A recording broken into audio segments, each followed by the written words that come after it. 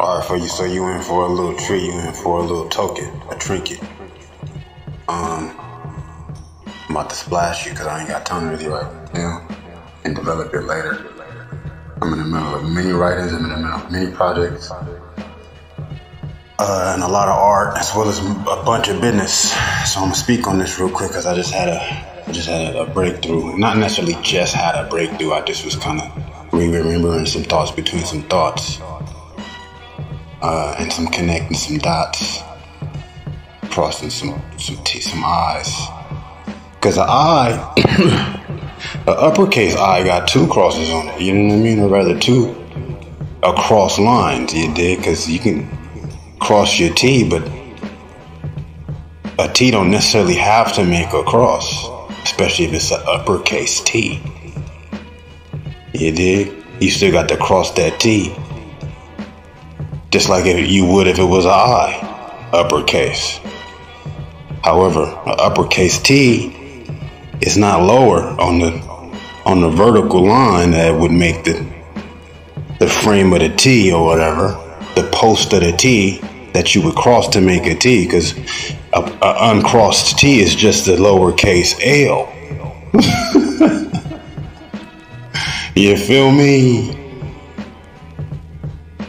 Or uppercase I that ain't necessarily crossed. Because the thing about an I is, if it's uppercase, you ain't gotta cross it, but you can. So as to differentiate it from a lowercase L.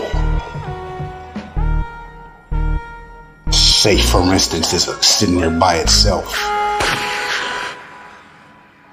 Not next to whatever else that would, of course, indicate what letter it actually is. You think about Santa Claus, though, and Vixen, and Blitzen, and Romeo, and Cupid, and Dasher. Cupid is actually one of the ones, ain't it? Or was that Rudolph? I think Cupid is one of the fucking reindeer, nigga. No, but what's interesting about what it is I'm thinking about in my mind right at the moment is how everything that actually has weight to it, has some breath to it, some breath, as in bread with a TH on it. Breath. You know, when you're making breaths, it's like a wake behind a ship. You know, breath is like brevity, some weight to it. Breath, BREADTH.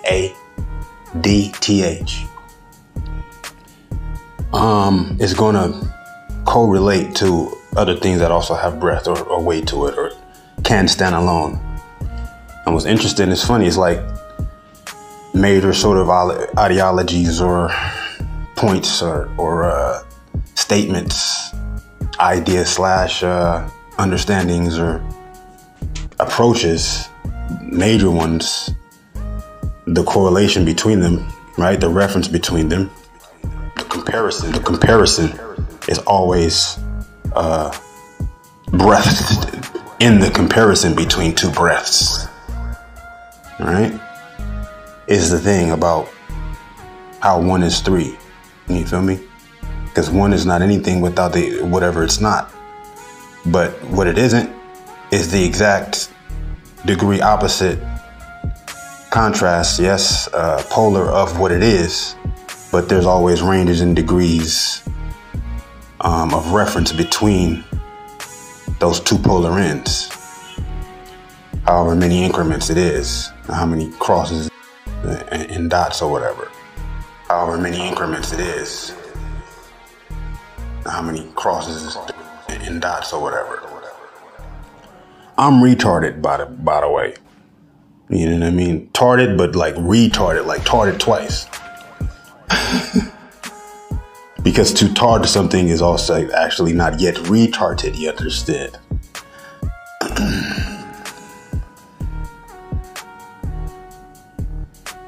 Santa Claus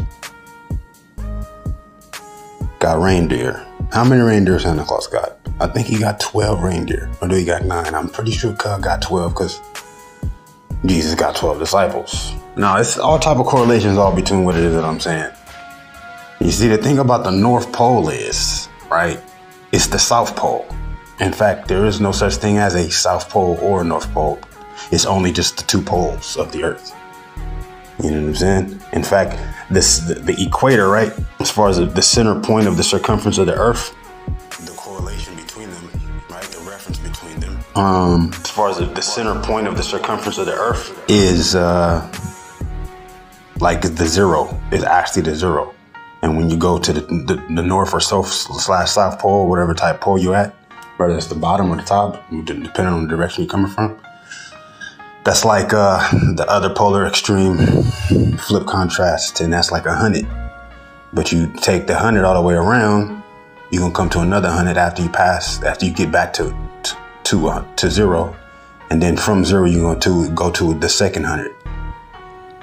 When you'd like to think of the poles as zeros and then the center equator as 100, which you could look at it that way too, but that would mean that it would have to be 2 zeros as opposed to 2 hundreds, when there's really one of each. But that's not the point I was thinking of. The thing about also the South Pole is there's pyramids there, low key. And also from both poles, there's entrances into the center of the Earth, or rather the interior of the Earth, to where you ain't got to go around the Earth. You can go through the fucking Earth. Well, I won't say you can go through the Earth, because really you would be going around it, but you would just still be underground, because you're not finna go through the center of the Earth, because of course the center of the Earth, not to say that what you ain't finna do. However, it would probably be a lot more difficult to try to go all the way through the center of the Earth, because it's a lot more perilous and dangerous, right? You know what I'm saying? It's a lot more hazardous and tumultuous because of the volcanic activities. They say it's 3 oceans underneath the crust of the Earth, nigga. So by the time you would go straight through it, you're gonna end up having to swim through some shit. So you're gonna have to be going around it anyway. But you don't necessarily have to be on the surface of the Earth, because of course the entire interior of the Earth is also navigationable. You dig? You're gonna have to pass other type of entities as well as beings, nigga, that know it better than you, and you ain't finna pass them unless you're initiated or whatever sort of, you know what I mean, permitted. Who the fuck even gonna be trying to travel through the interior of the Earth? You would need to know where you're going. Because what's funny about that is, like, by the time you get into whatever path, it can completely cave in on you, right? And you be trapped right there where you at. And not able to get out of there. You can't dig up. You can, but you would need to know how to do that best. You know, you just would need to know exactly where to go to try to travel through the inner of the Earth. It's not safe to travel through the inner of the Earth. It is safe, but not for nobody that don't know exactly how and where to go. But that's in case you was, you know what I'm saying, unaware of it.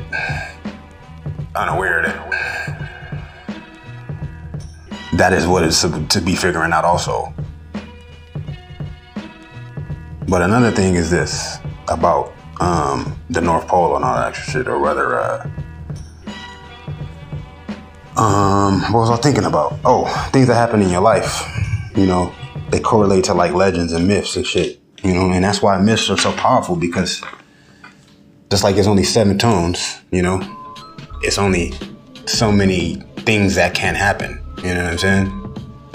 It's either going to be human or not human. You know what I'm saying? It's going to be something having to do with love or fear, generally speaking, you know, life and death, you know, now or later, or in the future or in the past.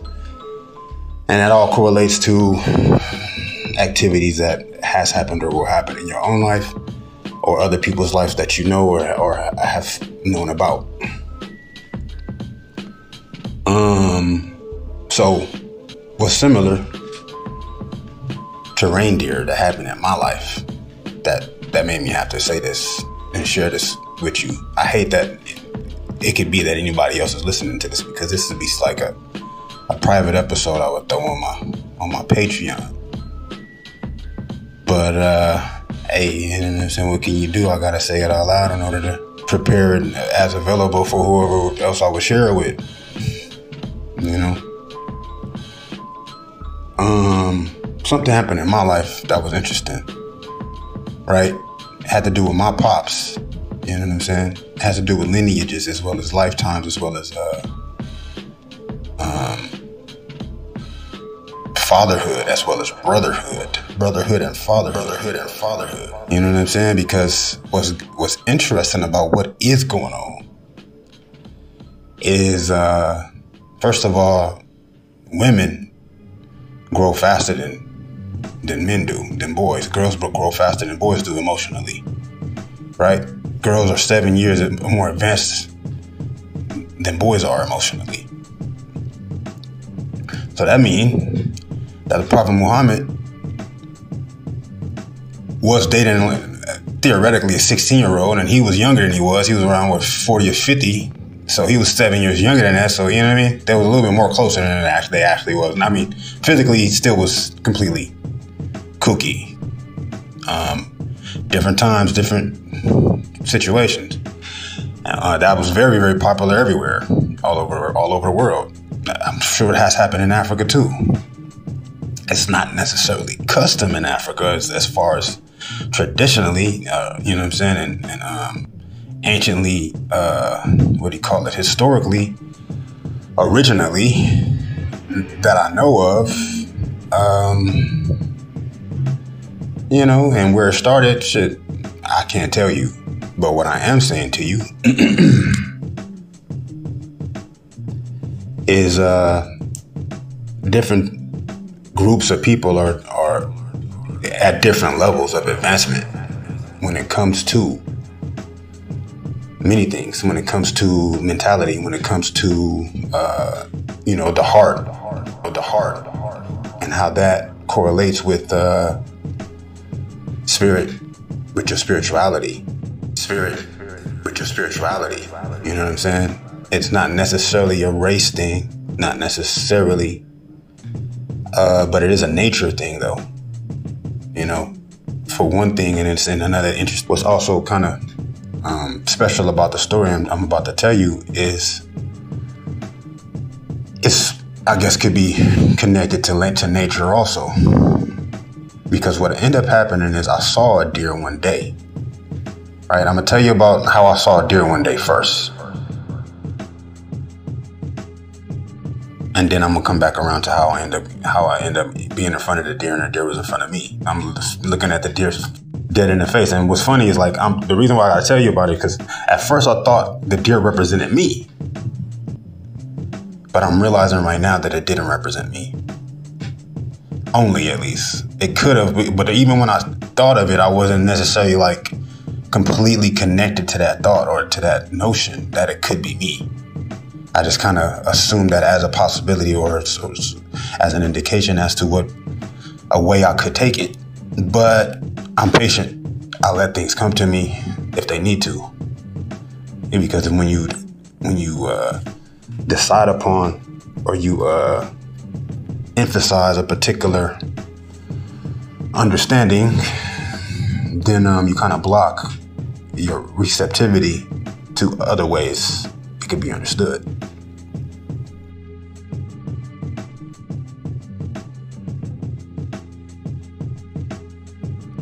The way I had understood it initially, at first I didn't even understand it as anything. It just was happening. But even when it happened to me, I was thinking to myself, like, this is hella magical. Like, this is fucking mystical. This nigga was standing right in front of me. Like, because I went up into the mountains. I went into the hills in my home state. A town or like a county next to my county. It really was the same county because LA is a county. Then you got cities all through LA County. You got at least maybe 50 to fucking 70 different cities within LA County alone.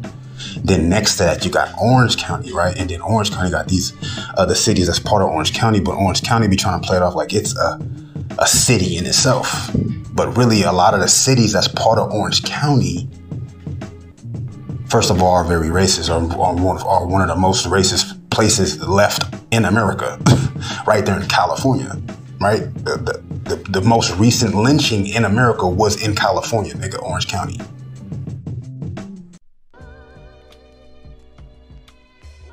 So that'll tell you in itself, right? They start lynching niggas in New York, right? Slavery was right there on Wall Street, nigga. Then it spread to everywhere else. All the 13 colonies was right there in the east and upper East Coast, across the eastern edge of America or whatever else. Yeah, and so because California in itself is a republic. It's not even necessarily a state. It's its own sovereign republic. And that's why it's named after Khalifa, or, you know what I'm saying? Queen Khalifa, who was a warrior goddess queen, right? So you got the Amazons, okay? Because the original inhabitants, the indigenous of the Americas, first of all, have been in America since America was still closely connected to the edge of Africa. They didn't even necessarily have to travel with boats. Not everybody was traveling with boats. That's another thing I didn't mention too. Like, you got those that was traveling with boats, and then those that wasn't traveling with boats all through history. Even the sea peoples that supposedly sparked off the Iron Age, they had boats, but they had already been having boats. But not everybody had boats. So that was the thing about the shit that was going on the land all through nigga early ancient history, or even late ancient history, is the people who had boats was running the niggas that did not have boats. That was moving them into different places, letting the different situations pop off so as to kind of calibrate what it is that I'm even speaking about how niggas be on different levels, basically. And that's part of the stories in the Bible, even when it comes to Esau and Jacob.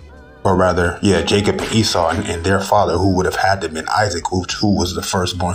No, their father would have had to have been Isaac, right? The dude who didn't get sacrificed by his pops, who was Abraham, the father of all of the different tribes, all of the different kingships throughout the earth, basically. Right? The dude who didn't get sacrificed. You got King David, who was the most prominent king of all of time, basically, next to Massa Musa, nigga. And then, because it was also funny, is a lot of these other niggas is also part of the line of either Esau or Jacob, because really these represented the majority of the niggas who would have survived, right? Who would have gained sort of what type of influence or prominence. And it wasn't just necessarily just the guys themselves. It was basically the groups of people that they represented. Like I said, people had boats, but then people ended up learning how to sell. The same people who weren't selling ended up learning how to sell. And that's where you get pirates and raiders from. Once they learned how to sell, then it was, you know what I'm saying, trying to do other new shit. It was taking the non-purposeful living elsewhere and faster, you know what I'm saying? But it took time for that knowledge to spread to them. And so that gave enough time for whatever else to be going on that was either going to go on or not go on for generations.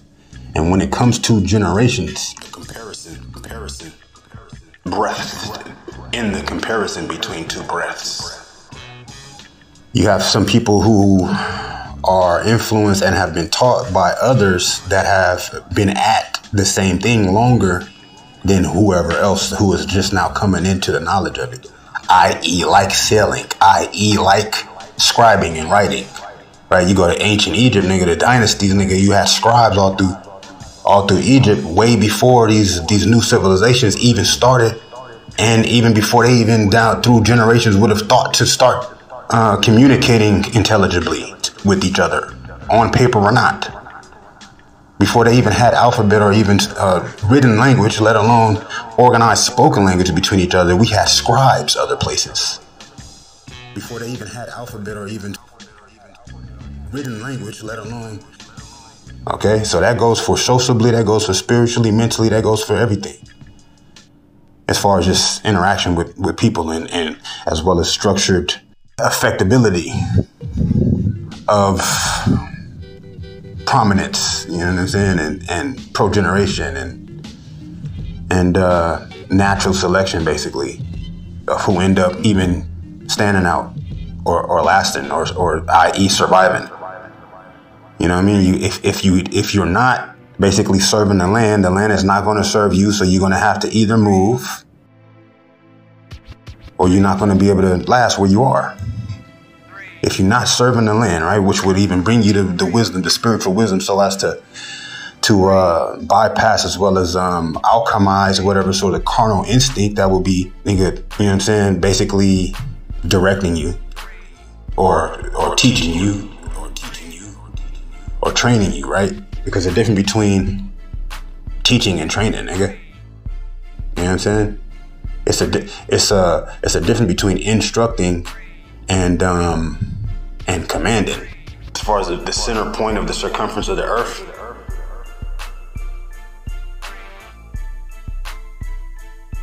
you know what I'm saying? So some people aren't interested enough in their own what is called sophistication enough to even listen to lessons as opposed to follow directions. Right now, it would take you being interested in allowing them to get to that point to even instruct them with directions that will eventually lead to them gaining an interest for deciding for their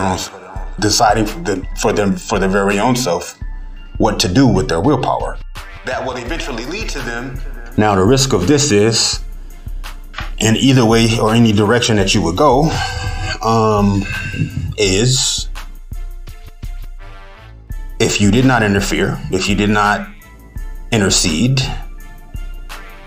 or involve yourself or whatever the fuck they would end up eventually doing inevitably and naturally, then they could not get to a point to where they would need to decide to use whatever assistance that you gave them against you. Okay, for one. Secondly, say for instance, you tell a nigga what to do just so they can have what they need when otherwise they wouldn't have had what they needed and would have died off. Even though the whole time that they're following your instructions as opposed to figuring out on their own if they would have figured out on their own, they're actually growing weaker in their willpower. Now, two things can happen. Those are two things that can happen is they either can use that activity in their own interest towards their own benefit or use it against themselves. If they would have figured out on their own, they either can use that activity in their own, you know what I mean? That's the thing, even with the Black Plague, right? If it wasn't for those Moors going into Spain, up into Europe, the Black Plague would have wiped out all those Europeans over there. Now, there were Europeans sailing by this point. Okay? There were all types of races, every race of person sailing at this point. Now, the class of people that ended up sailing or rather not ended up sailing, but started off sailing and whatever type of class or sophistication of people that began to learn to sail after there were actually humanoid beings sailing for hundreds of thousands of years, nigga. Right? The first migration out of Mali, Africa, nigga, was 4,000, I think from 4 to 40,000. This is before the transatlantic slave trade, bro. There was at least 4,000, if not 40,000 ships, nigga, that left Africa, nigga. 40,000 ships to the Americas, brother, before the slave trade, bro. That left Africa, nigga. This is facts, nigga. Now, those people that was selling wasn't the same people who needed somebody who give them the alphabet, wherever these people were. The people that were selling, they didn't need no alphabet, bro. They was focused in a way that was different than just survival. Okay? They was knowing thyself. They was thinking to theyself, not needing to say nothing to nobody. Brotherhood and fatherhood. Right? For whatever reason that changed, or it was different for whoever else, is the reason it's for. Either way, one point about that is this. It's going to be more of a harm than a help than for that to be uncovered, because that's not the important part. The important part is not only whether or not you're going to click on, or they're going to click on, or they clicked on, or we clicked on, or didn't click on, or should have or shouldn't have. One point about that is this. Not only is that's not the only point. The point is not only that, or the point is not only not that, but the fact that it's possible, right? The very facts surrounding all of the different elements involved is the point. Okay? Because that's all part of the fuller challenge of what is called Earth. Humanity or not, whatever species, whatever race, we still come from the same Earth, right? And we still got to serve this same very Earth as one person, so as to click completely. Whatever did happen was fucking with the people that wasn't already fucking with the people, right? It was whatever happened had some people off. And that was fucking with the people that was on before there was whatever other off that was happening. With the heart. And so, with the heart, there's a joint sort of meeting that's happening. Like from the two poles at the equator, basically. Say, for instance, you got one person at one pole and you got another person at the opposite pole. They both leave from that pole towards the equator, and then they meet at the equator. That's what's really basically happening with the levels, basically. You know what I'm saying? As far as the level of consciousness, level of spirituality, clairvoyance, the level of this natural mystic becoming. And tell you about how I saw a deer one day first. Clairvoyance, the level, it's opposite sort of degeneration that's happening, or devolvement, or reversal of enrichment, or of realization, or prominence, basically, you know. A way to put it is this. You know, it's a blessing to know what to do. The hardest thing is to know what to do. You know, because you can give it your all and it be the wrong thing. But you give your all to the right thing, then it's going to be able to reciprocate to you just as powerfully.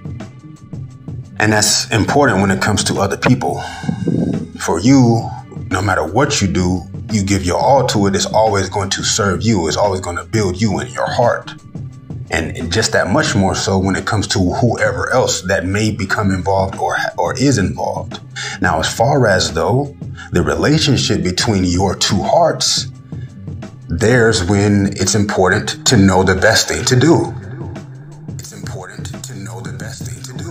Why? Because you can appreciate growing. You can appreciate learning. You can appreciate challenges as well as experience, bad and good.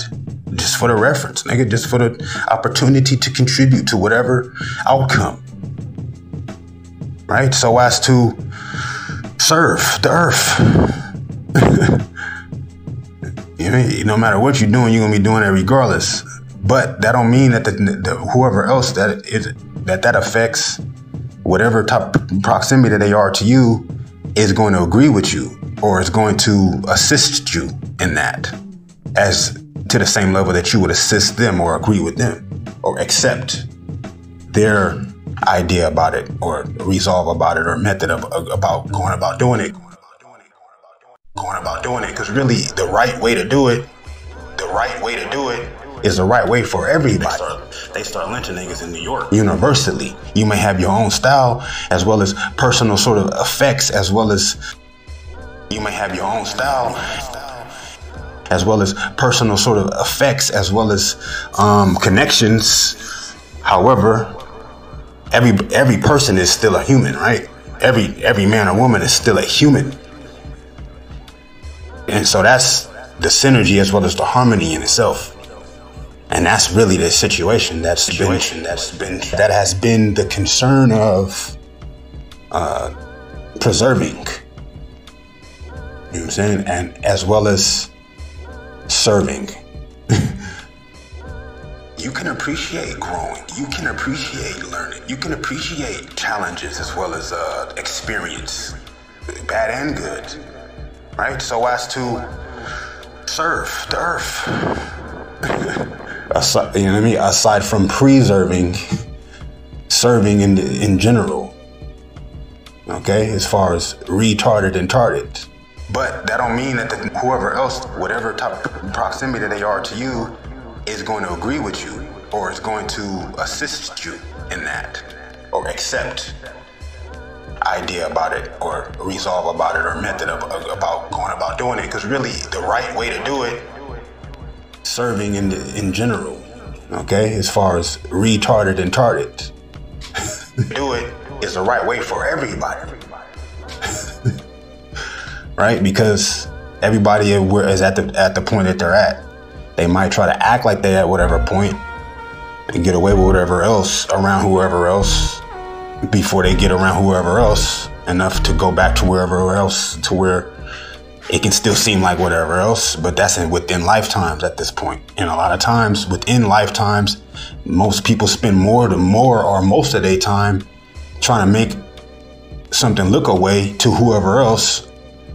And that end up spending more time than it would even take just to get to where, just to embrace as well as develop whatever point you actually are at.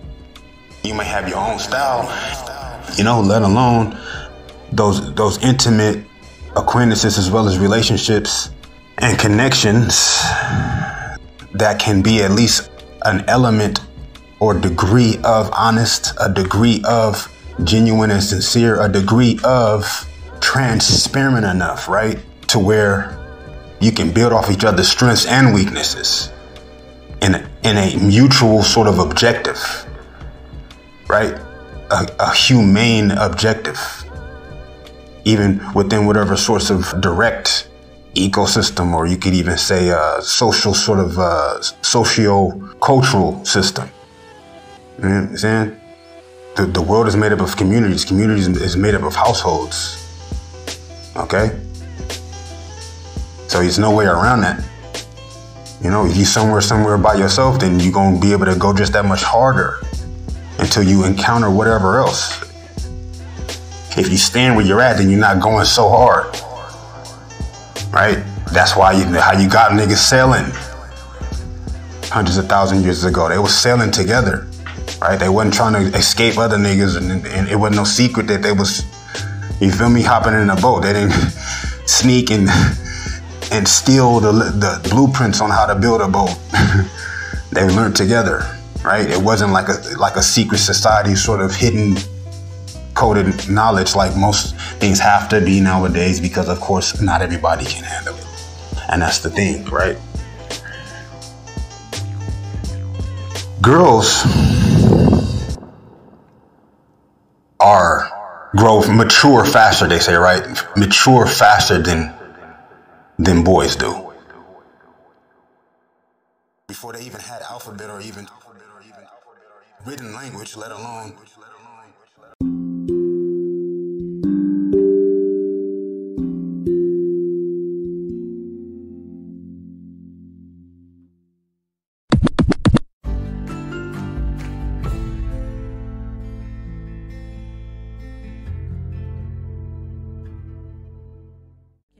exhibit at the Paris Expo, a series of graphs, charts, and maps using dry facts with vibrant designs to discredit the myths of Black inferiority embedded in scientific knowledge at the time.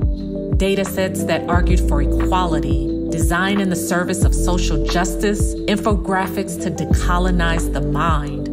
But now came the time for political action. He was one of the founders of the NAACP, the National Association for the Advancement of Colored People, the first civil rights organization in America. Its aim was clear: to end segregation that blighted African American lives, as Du Bois declared in The Souls of Black Folk. Herein lie buried many things which, if read with patience, may show the strange meaning of being black here in the dawning of the 20th century. This meaning is not without interest to you, gentle reader, for the problem of the 20th century is the problem of the color line. The color line that defined Black people's access to the world, from bathrooms to buses to schools to universities to the justice system. No Black man had been so outspoken about the depths of racism in America or demanded its abolition so forcefully. Du Bois did it with metaphors, capturing the duality of the African American condition. It dawned upon me with a certain suddenness that I was different from the others, or like may have in heart and life and longing, but shut out from their world by a vast veil. That veil through which Black people saw themselves through the eyes of another race, straddled between the African and the American, cast into internal exile, destined to be foreigners in our own homes. Yet with that veil came a gift, a divided self with which to understand this divided nation, the power of double consciousness. One ever feels his two-ness, an American, a Negro, two souls, two thoughts, two unreconciled strivings, two warring ideas in one dark body, whose dogged strength alone keeps it from being torn asunder. The Souls of Black Folk ends with an ode to the sorrow songs, songs of suffering of enslaved Africans. For Du Bois, they were the greatest gift of the Negro people. Woven through his writings, the song spoke of a spiritual inheritance, cadences of the Black church, biblical chants that rose above American materialism, the soul of the Black experience.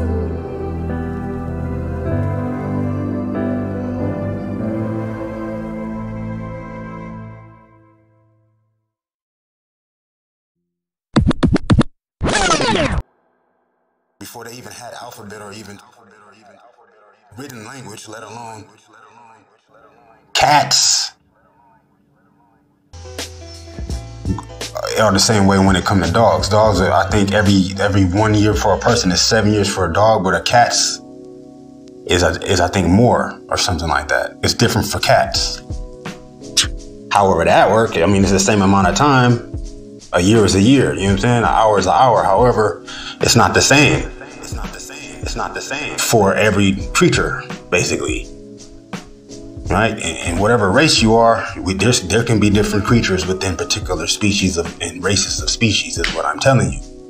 That all depends on what it depend on. Whatever the fuck it depend on, it's dependent. You know what I mean? It varies, basically. You know, and what's interesting about that is that's really been the experiment. That's been part of the major experiment with it, basically, is seeing if you can have whatever sorts of characteristics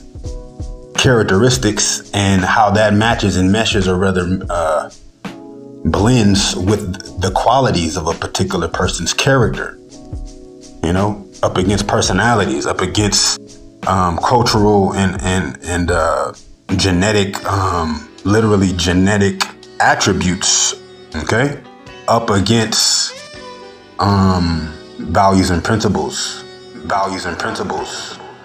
right? This is a real science. These are many sciences, right? They're called different things in different places. It's different ways that particular groups are doing the equating or the evaluating, basically the analyzing. And what's fun, like I said, and I was just saying to you, it's fucked up. Really what it is, based on how you focus on what you focusing on, you can either be serving your evolution or depriving your evolution spiritually, mentally, and emotionally. Based on how you focus on what you focusing on, spiritually, mentally, and emotionally. Based on how it is that you apply as well as are evaluating and understanding the process, right? Whatever your real motive and inspiration is and was, how that's grown, how naturally and free that's even been able to circulate or not, for one. Where'd you even get the idea? Was it something that was given to you? Or was, you know what I'm saying? For the most part, nigga, don't now one of us speak to God directly, like whatever type of other book, nigga, we reading, whoever's in that book would have been speaking to God directly. No, nan, like I always tell you, nigga, now one of them niggas wasn't nothing different than a human man. So that mean that's already half complete. Anyway, that's not the point. The point is, though, you're not gonna be done, nigga, by the time you finished. You're not gonna be finished by the time you done, right? You're not gonna be finished with that. I mean, you can be finished before you start. You go about it the right way.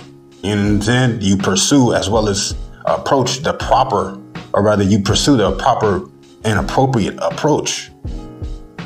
You employ the more completer, structured formula. You can be finished before you start. And every step you take will be even expanding and advancing the method. Literally, you can. Yes, of course, you're going to have all of these fear-ridden, survival-driven creatures surrounding you. Attack your ass, yes. No matter where you at on this planet at this point, unless you somewhere, nigga, secluded. But I mean, that's if you really about that life and dedicated to making sure you don't stop before you finish, as opposed to, you know, finishing or rather having to stop before you can finish. Having to stop before you can finish. Basically, or finishing before you stop, basically. As opposed to you finishing before you actually even stop what it is that you're doing.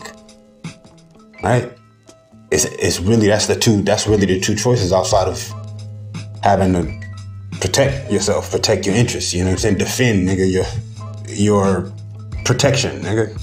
Defend your safety, basically. And that has to do with a calibration in itself. That has to do with what is called a alignment, you know what I'm saying? That meeting in the middle, basically.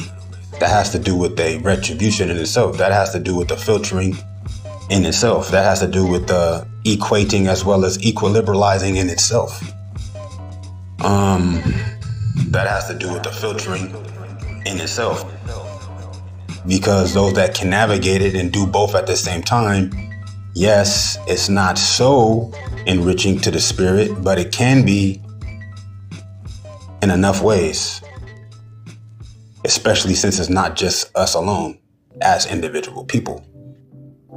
You know, and it may seem one way, but it can, like I said, you keep an open mind to other understandings, and then that will broaden your receptivity.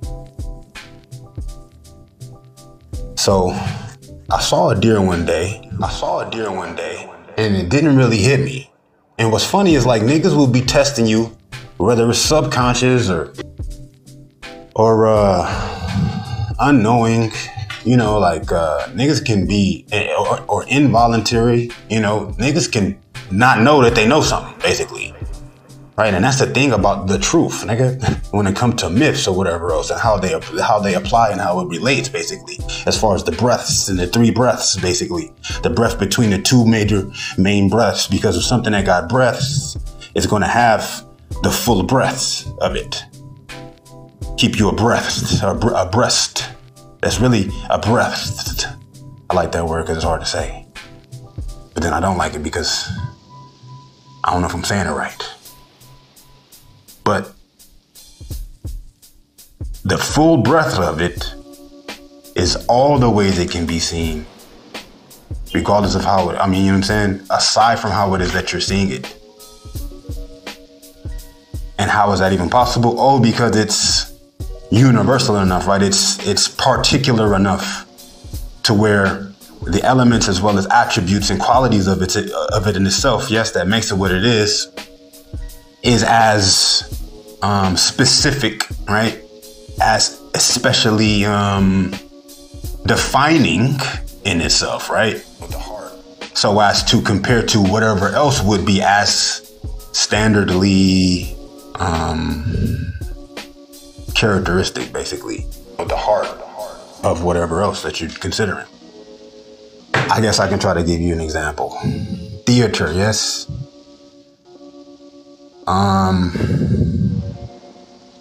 That involves opera. That involves plays. That involves dancing. That involves everything that is live on stage. Theater. Anything that's live on stage. However, right, I'm gonna tell you about how I saw a deer one day first.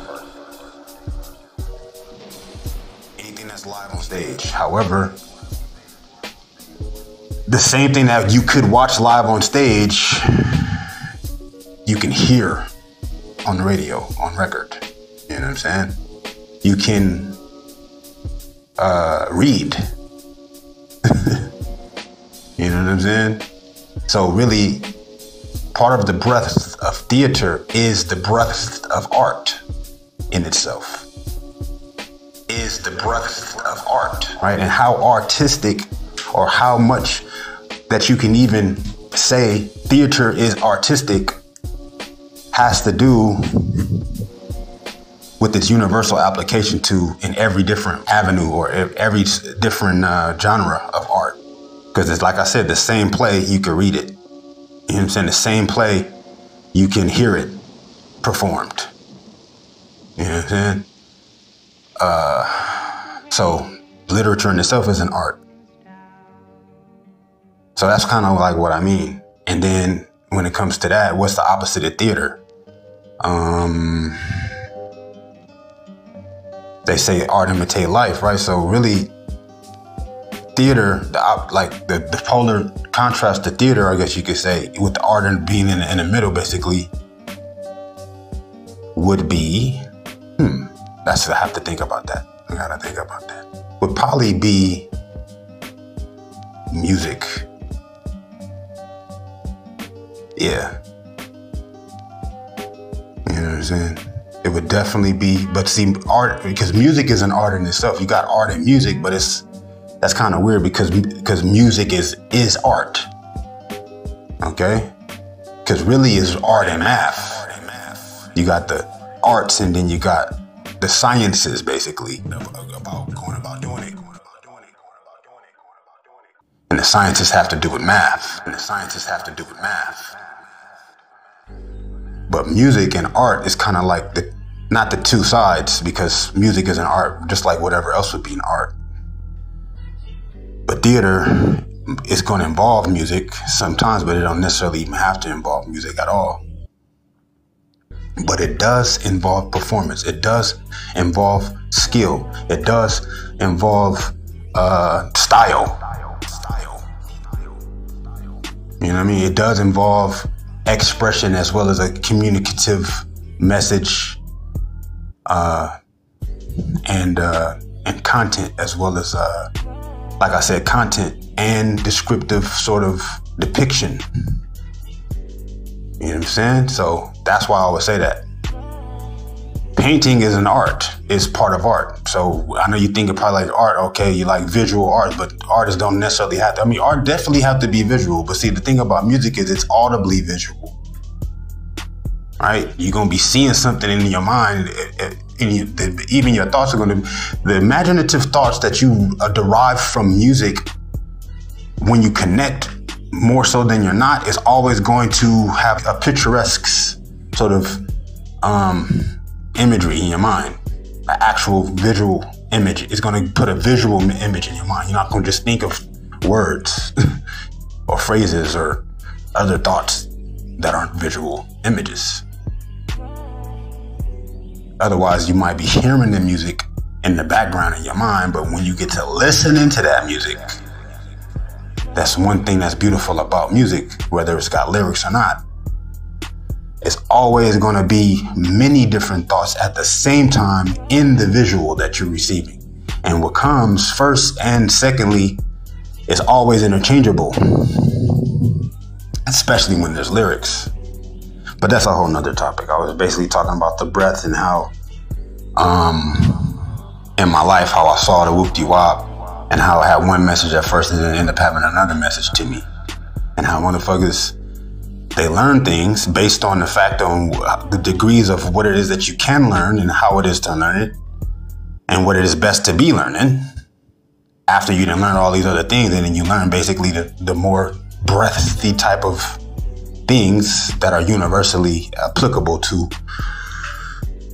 understandings as well as perspectives and perceptions.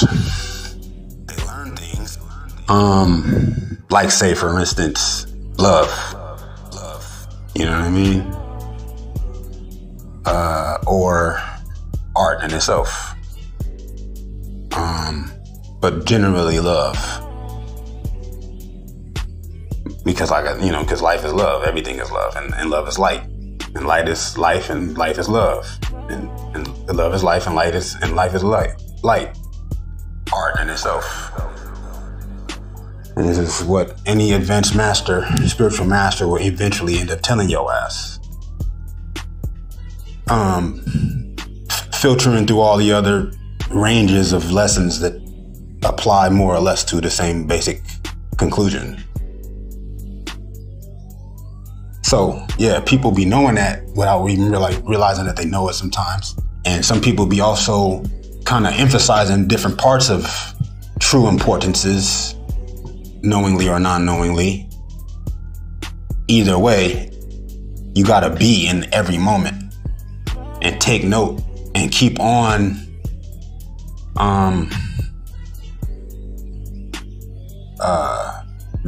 directing your will towards where it's most fit, where it's most applicable. Where your will, you know what I'm saying, where you are most applicable is where your experience will be most applicable to you. And how it is you see things, and in reference and respects to how it is to see it best for you personally. And even once you get there, you still got to do it again in a different way so as to reference the numerous and various best ways to see. And that's already difficult because motherfuckers aren't even honest as to what it is they're trying to figure out on their own, because they're afraid of whatever they're afraid of being exposed, of being wrong, of not knowing what next to emphasize or depend on or rely on. That's making sense when what the fuck makes sense, nigga? Anything could change at any moment, nigga. Go with it for how it works for the moment. And if it's supposed to last past that moment, it's gonna last. And be grateful enough, nigga, to appreciate when it do. Because it didn't have to. And you didn't have to even, you didn't even have to, and it may not even matter, nigga in the next moment to you. Right? And you know what I'm saying? Have enough respect for life in itself, nigga, for whoever else to change their mind in regards to that. Okay? Is the part. So that's why, you know what I mean? I stay depicting for myself. I like to put it down, get it done, and just leave it where it's at. Forget about it. Because the thing about the memory is what it is that you should retain, what it is for you to remember. You're going to get to a point to where you can't forget it. You know, But if it is you're holding on to something that you don't want to have to remember, whether it is you keep remembering it or not, because the thing about not being able to let go of what it is that is not useful to you, the thing about not being able to let go of what it is that is not useful to you in your life and your memory, the thing about not being able to let go of it is when you don't let go of it, you're not able to see that it don't come back to you.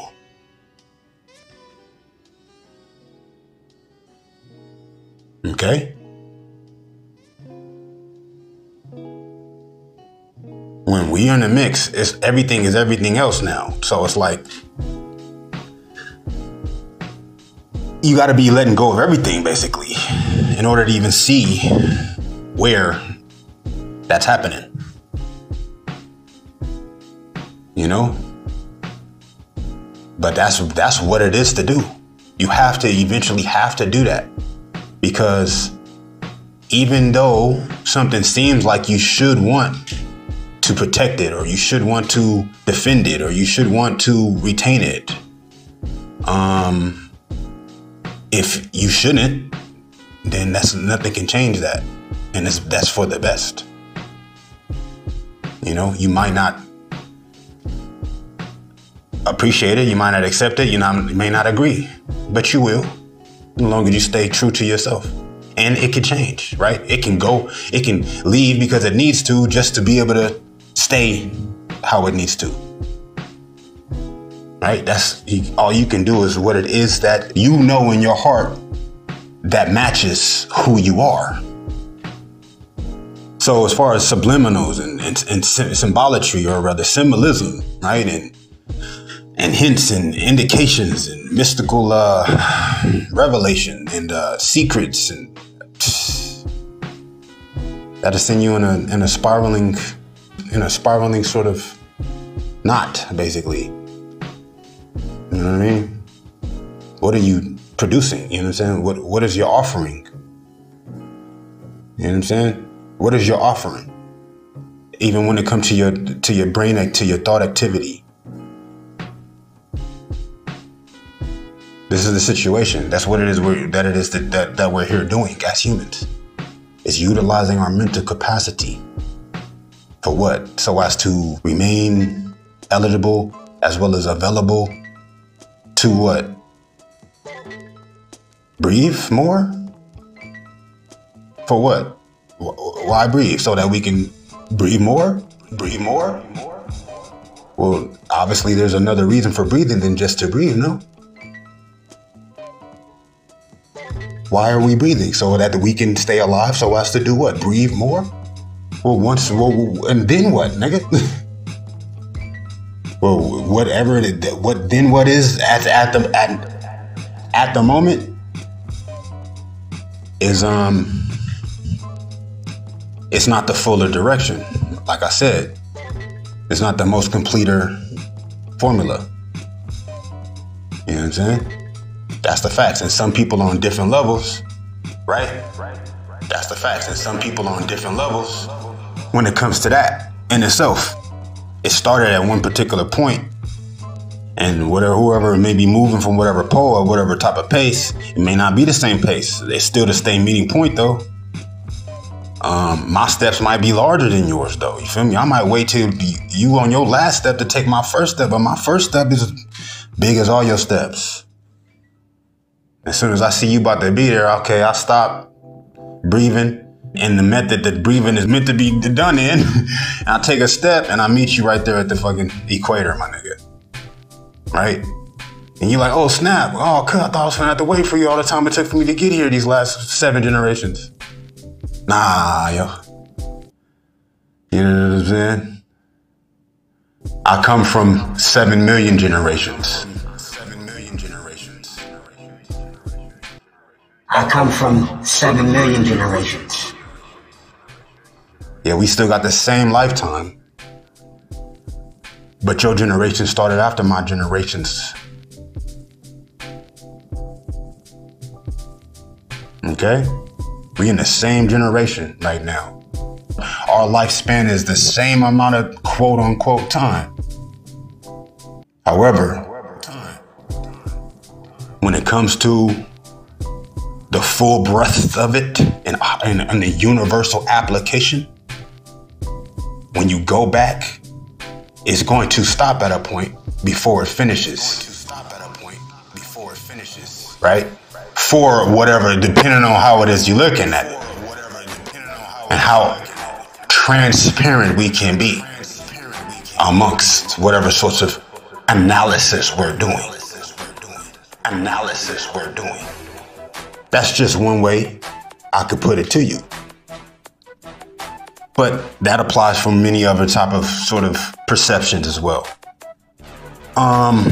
Like I said, everybody's their own person, and whatever it is that you are, whoever it is that you are is who you are. However that applies to whoever else is another thing. You know, having to do with physical attributes, having to do with whatever sort of materialization or otherwise, metaphysical or not. You know, those are the two sides of that particular perception or aspect in itself. As far as physical and non-material, spiritual, mind and matter, you know what I'm talking about? So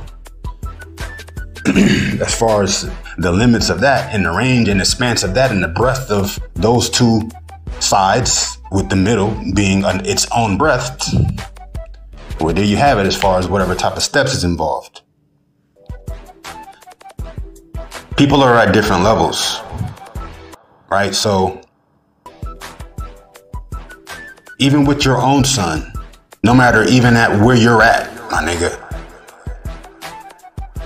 your son has every of your fathers, including you, in him. Is the thing about that.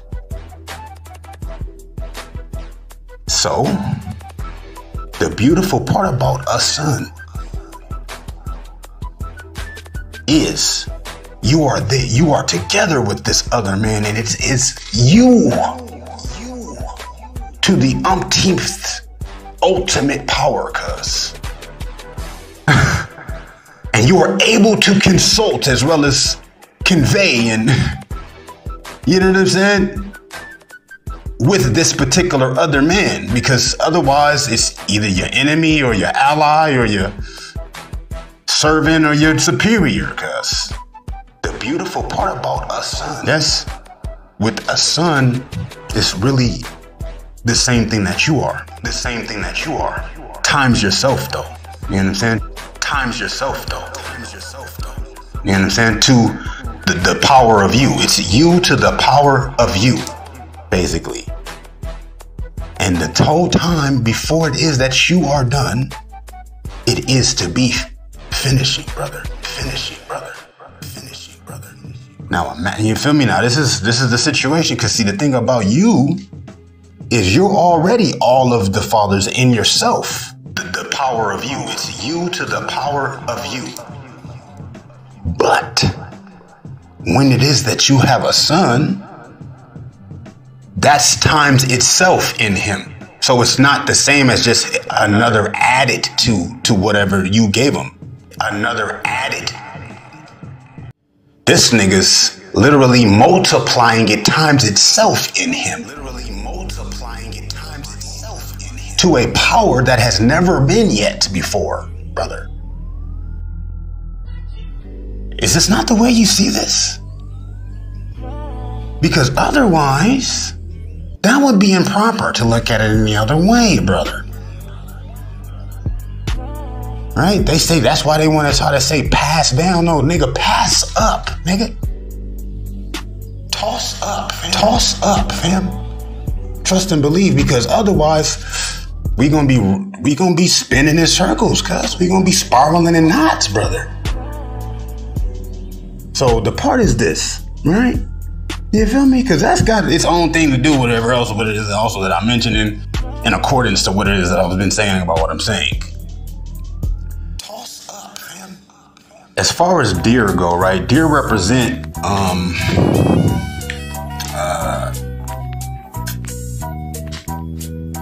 fatherhood sometimes. Deer, like the story of Bambi. A deer, though, even in the Bible, in the Christian imagination, it says that a deer is a symbol of piety. And we know this is to be pious, devotion, and of God taking care of his children. God taking care of his children. In many cultures, the deer is a symbol of spiritual authority, ironically enough. Spiritual authority. During a deer's life, the antlers fall off and grow again. I did not know this. And the animal is also a symbol of regeneration. Regeneration. I did not realize that. I didn't know the fucking antlers fell off of a deer. Who knew that? You know it now, ho. Deers symbolize also, according to whatever culture, according to whatever heritage or fable, mystic legend, peace and innocence, as well as purity. Now, this is interesting to me. This is significant to me. Why? Because Santa Claus, these are testy waters. Peace and purity as well as innocence, you understand, right? This is very overlooked as well as undermined components.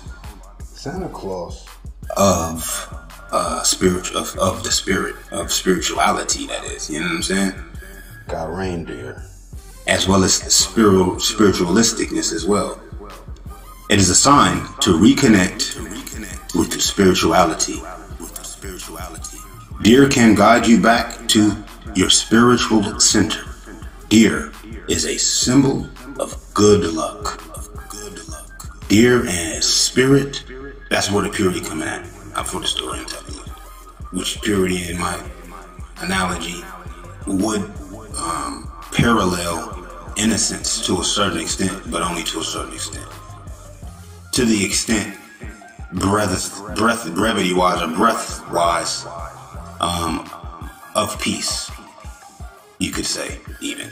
To the extent that is peace, would the innocent parallel the purity, you understand? You always fawn. Deer, as spirit animals, indicates sensitivity and intuition. It suggests vigilance, venomousness, villainy, ability to change directions quickly. Right?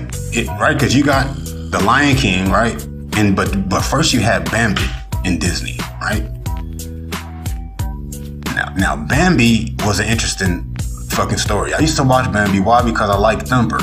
Thumper was hella fun. I think it was just seemed like we're a cool friend to have. And then also in Bambi, that's when you would have they linked up with their own kinds and started like their own little affairs. You know what I'm saying? You remember that part where you had your boy Flower? I got a friend named Flower, so I still ain't did her airbrush t-shirt with the flower on there because Flower was actually a boy, but his name was Flower. No, I think my Flower had to have been a girl, no? And Thumper was the bunny was the boy. Bambi, you didn't know if he was a boy because he ended up hooking up with it because when he got older, he got his antlers. Yeah, Bambi hard. Bambi, well, see, the thing about that is it had to do with generations. With generations. If you remember in the beginning of Bambi, his pops got murdered in that movie. In the beginning of the movie. You know what I mean? And he survives, and the whole story is about him becoming a man, basically, from a boy. You know what I'm saying? Becoming an adult, and along with the other fucking animals. Right? And then once they got a little bit older, they found their little love interest, and they was all just like hooking up with the different, you know what I mean? This is in the animal kingdom. It's like 20 years, nigga. It's like had to be a good 12, 15 years, nigga, before the Lion King, bro. First you had the Bambi, then you had the Dumbo. You know what I mean? Dumbo was about, self-image and being self-conscious of yourself and growing into yourself, you know what I'm saying? Your fuller self, basically. You know what I mean? Already having, even as a child, because the thing about Dumbo is he had adult fucking flappy ass ears, right? But when he got older, they wasn't all extra big. He was flying with them shits. That was his wings by the time he got grown. You know? Because he had always had them his whole life. You understand? You feel me? His whole life. So Bambi, though, lived his whole life without that reference. Without that reference. He had to basically define it for himself. Along with his other friends, which they never showed none of the other friends' parents at all either. You know what I mean? Now, I'm forgetting how it go, if it happened towards the beginning, but I think, yeah, eventually he was on his own. And he was still a kid when he was on his own. Dumbo, I don't remember his parents at all, but I do remember he was in a circus like a motherfucker. And niggas used to tease him, but then he just made it, you know, part of his uniqueness, basically. That's kind of like us as African Americans. You know, we like Dumbo, basically. You know, because we in a fucking circus. Niggas is trying to, you know what I'm saying, make fucking fun of us and don't fuck around. But we like Bambi, too, at the same time. You know what I'm saying? Because our fathers, nigga, have already been fucking hunted, nigga. Whether they are poached, you know what I'm saying? And hung on a wall, nigga. Mentally, you know what I'm saying? Socially as well as emotionally, you know what I'm saying? Or actually physically, you know what I'm saying? You could have a pops, nigga, got life in prison. You know what I'm saying? You have a pops, got gunned down, nigga, before you was even born. You know what I'm saying? The only thing he did was make your ass. Feel me? You have a pops that's no better than not having a pops. That's generally the case for most situations. It's rare for it to be any type of other way still at this point. Now, what does that have to do with anything? Well, that's just its own thing in itself, but it also has to do with what it is that I'm saying. Because see, the whole threat is, right? The whole thing as to why that's the situation is because of the same factor that it is that Bambi, next to Dumbo, is trying to calibrate, basically. Okay? Because Bambi, of course, if you would know, would be whoever else African Americans ain't. You know what I'm saying? And African Americans is partly what the name would indicate would be African. Technically speaking. As far as customs go, as far as structure goes, as far as love goes, that's just the situation. And that's why it's a conversation at all, even though it's not a conversation. Because really, what really is a conversation? What a conversation is, nigga, it's very spiritual for one, okay? The conversation also has to do with survival also. You know, it's really spiritual, but even in the spiritual quote-unquote conversation, as if you would even converse about anything spiritual, you can converse about whatever spiritual, but it's going to be even in the realm of, even if it's denoting or emphasizing spirituality, or even spiritually emphasizing whatever sorts of evaluation as well as reference, it's going to be coming from a mental mind, which is at least part physical, between whatever types of material as well as mortal people discussing the shit, basically. Okay, is what I'm meaning. Santa Claus got reindeer. You know, because true spiritual things are unspoken.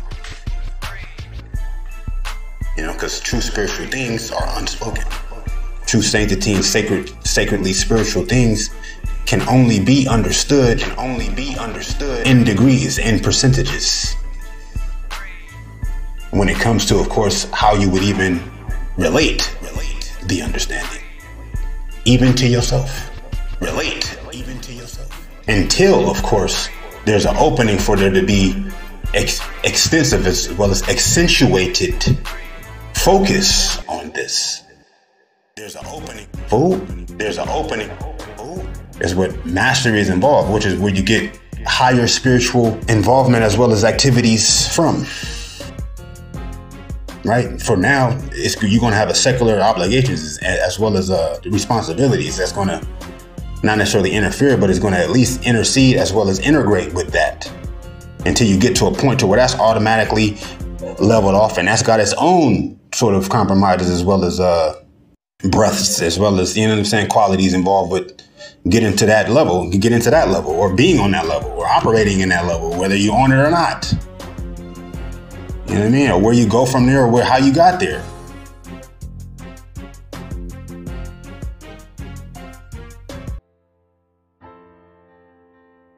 You think about Santa Claus, though. Santa Claus got reindeer. And it's in the plural. And so what is this? So the only thing we can say is that this could be polytheism. That polytheism, they have a myriad of hosts, holy myriads, all kinds of forces that are out there in the world. And we know this too, that Abraham, the same Abraham who gave birth to Ishmael and was the grandfather of Esau, he also, after Sarah passed away, this is the next portion, after Sarah passed away, he had a pilegesh, he had like a mistress, he had someone with whom he had more children after Sarah passed away. And then he sent them to the east. He basically did what Sarah told him to, that Isaac has to be raised alone. So he sent them to the east with gifts. And one of the interpretations is that it gave them like a holy name, a sacred name. And that was the root of Oriental religions, which are very, very, very polytheistic. They have a myriad of tens of thousands of deities, each one with their name and their face and everything. And this was like a very, very crude concretization. But if you look at their philosophy, both Hinduism and Buddhism, beneath all these tens of thousands of gods, they have something very monotheistic at heart. They have this idea that reality is one, it's all one, and that all this is just an illusion, including the gods. If you go into those ashrams, then you have the temple. The temple has all these statues, and you see all the people worshipping the statues. But then you go into the room where the guru, the master, teaches, and he tells you all these statues are nothing. It's like a game. It's like we keep them here for the masses. But we are focused on the oneness of reality. It's almost like you're listening to a disciple of like a distant disciple of Abraham. And of course, what is the name of the chief Hindu god? The chief Hindu god, the creator. So they have tens of thousands, but they have like a trinity. They have three that are the most important. One of them is the most important one. His name is Brahma. Brahma is same letters as Abraham. What's the name of his wife? They all have wives. The name of his wife is Saraswati. It starts with Sarah. So the first god, their main god, and his wife are called Brahma and Saraswati, which is very, very close to Abraham. So the idea is that Abraham gave his children, his late children, a gift, and Rabbi Ginsburg proposed that the name, it was called Shem Shel Tum'ah, a name of impurity. But he proposed a different understanding. He said it was a holy name that you could use in a state of impurity and in places of impurity. It was a very holy name, and he proposed it was the name Aum, which is the famous Hindu letter that is used for meditation, which is the first two letters of Amen, or Emunah, what we spoke about in the other class. We spoke about Emunah, then Emunah, the Nun, is at the end. But the two main letters are Aleph and Mem. And Aleph and Mem, you can read them as Om or Aum, which is like this most sacred Hindu syllable. And so he proposed that maybe that was the name, and it's also within Abraham, by the way. So anyway, so they took this name, and it was a name that you could use in a state of impurity, in impure places, impure situations, and it gave a kind of blessing to this polytheistic religions until they all sort of go back to the root. So that's such an interesting thought. Now the final thing we have in this verse is that it talks about Mimino esh dat lamo. From his right hand, he gave a fiery law. Mimino, from his right hand, esh dat. Esh is fire, dat is, today we use it for the word religion, but it means law or rule. Lamo is to them, to the Jewish people. He gave them a fiery law from his right hand. Now, a very interesting medieval Kabbalist, whose name was Rabbi Avraham, also Abraham of Abulafia, Rabbi Avraham Abulafia, famous, very interesting mystic. He said, if you look at the letters of this part of this verse, Mimino esh dat lamo, then you can read it, Miyemino dat smolo. From his right hand, he gave forth his left hand religion. And again, same letters, you just switch the letters, you can say Mismolo dat yemino. From his left hand, he gave the right hand religion. Now, since the two main religions referred to in this verse, before the myriad of the hosts of divine deities, the two other mountains, the Mount of Seir and the Mount of Esau, the Mount of Paran, which refer to Esau and Ishmael or Christianity and Islam,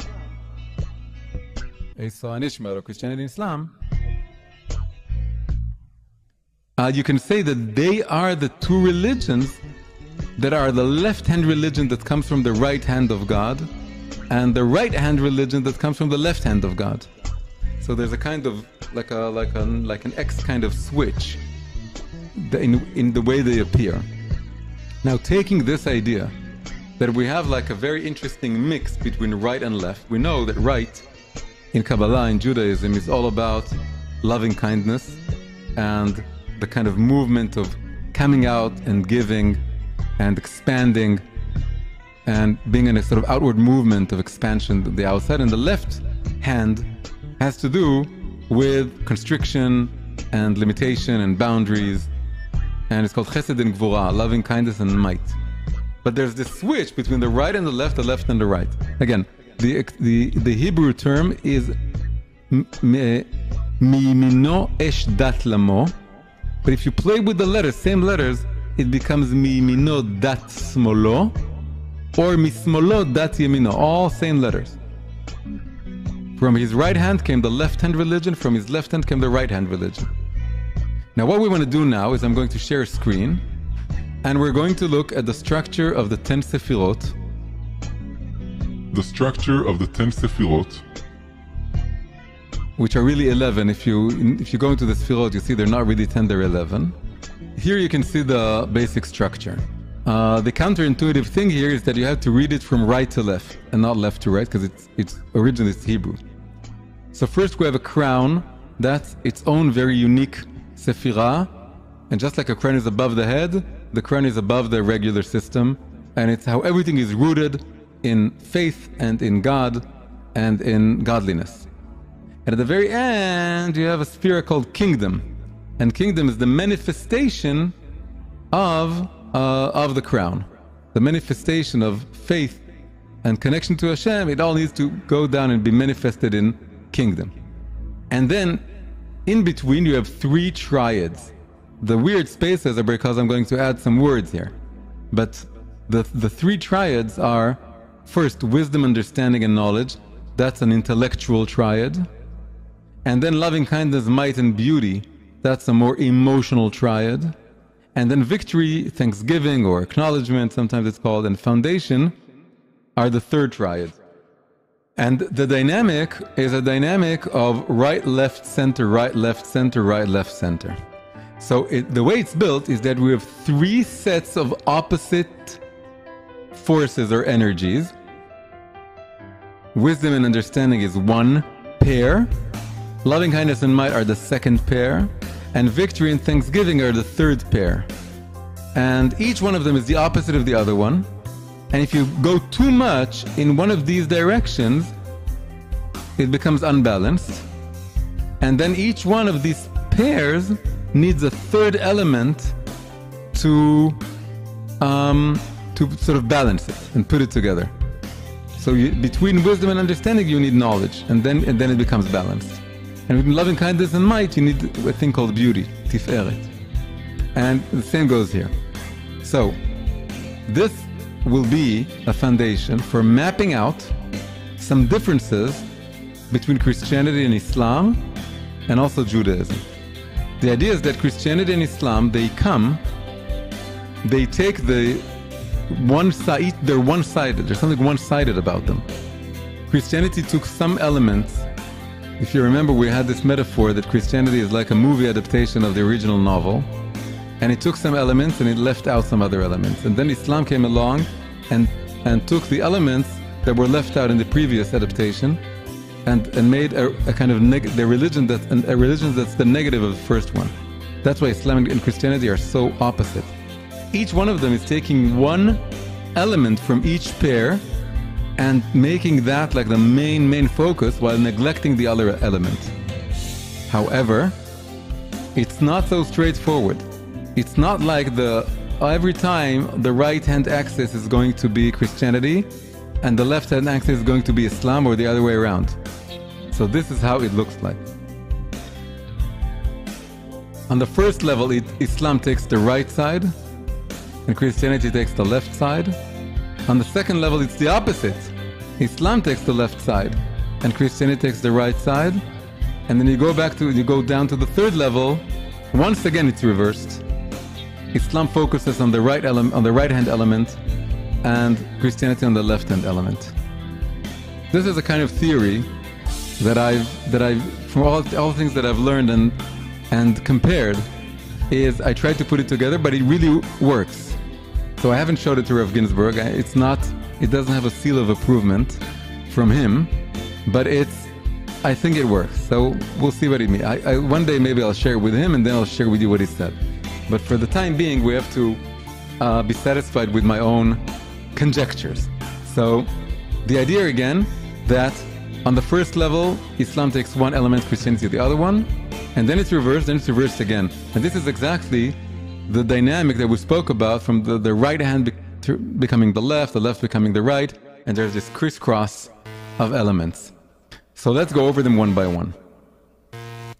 So on the first level, again, it's counterintuitive. We're reading it from right to left. It's not the historical order, because Christianity came before Islam. But once they're both present in the world, then we can see this in a very clear way. So, wisdom and understanding. One of the things that characterizes these two sefirot is that wisdom has to do with abstract thinking.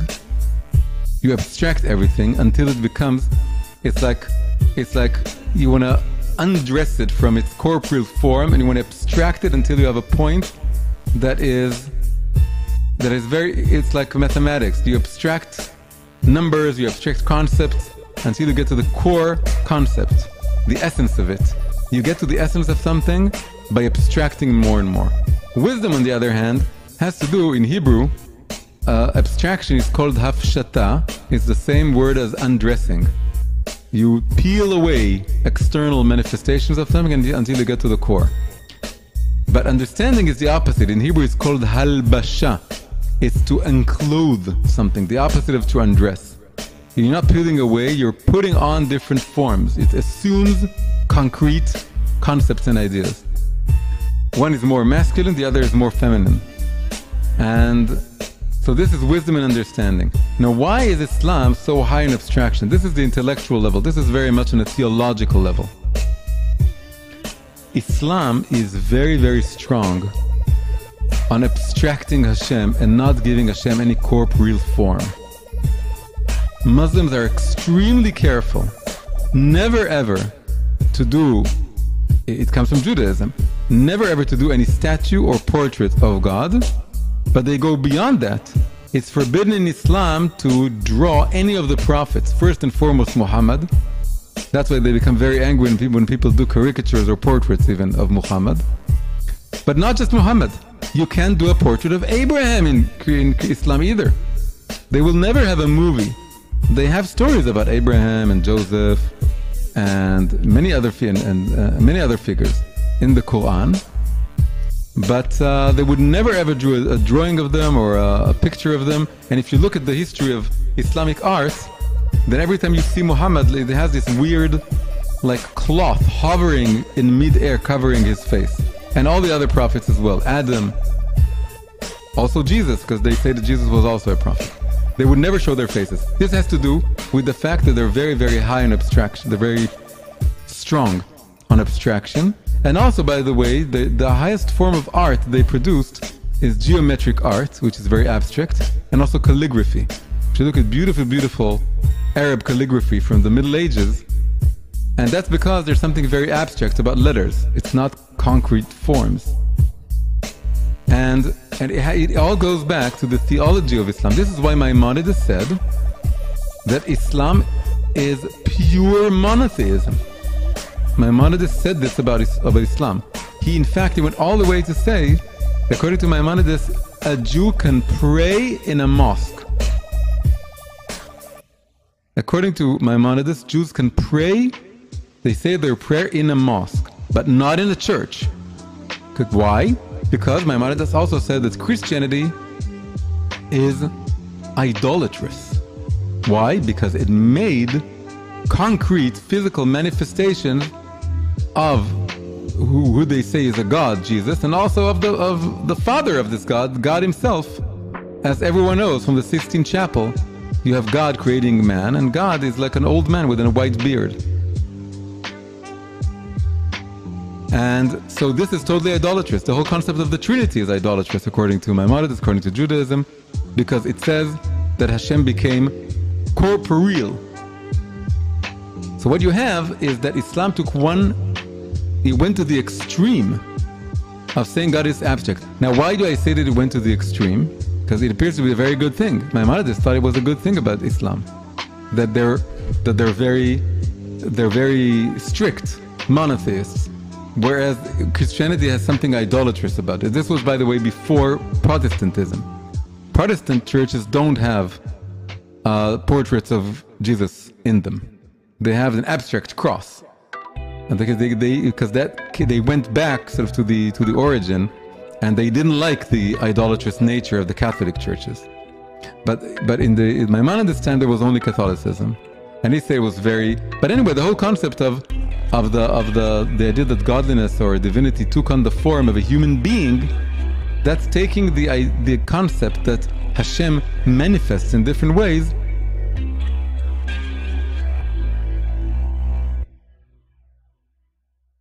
who can never understand God. And also we need awe and fear to protect the love we have for God. We need to fear losing the love. So we fear sinning, not because we want to be afraid of Hashem, but because we want to be afraid of losing our connection to Hashem, our relationship with Hashem. It's based on love. And the same goes for relationships. You want to love your partner, but you want to fear losing them. It's a very, very balanced emotional composition that we all need to have regarding our relationships.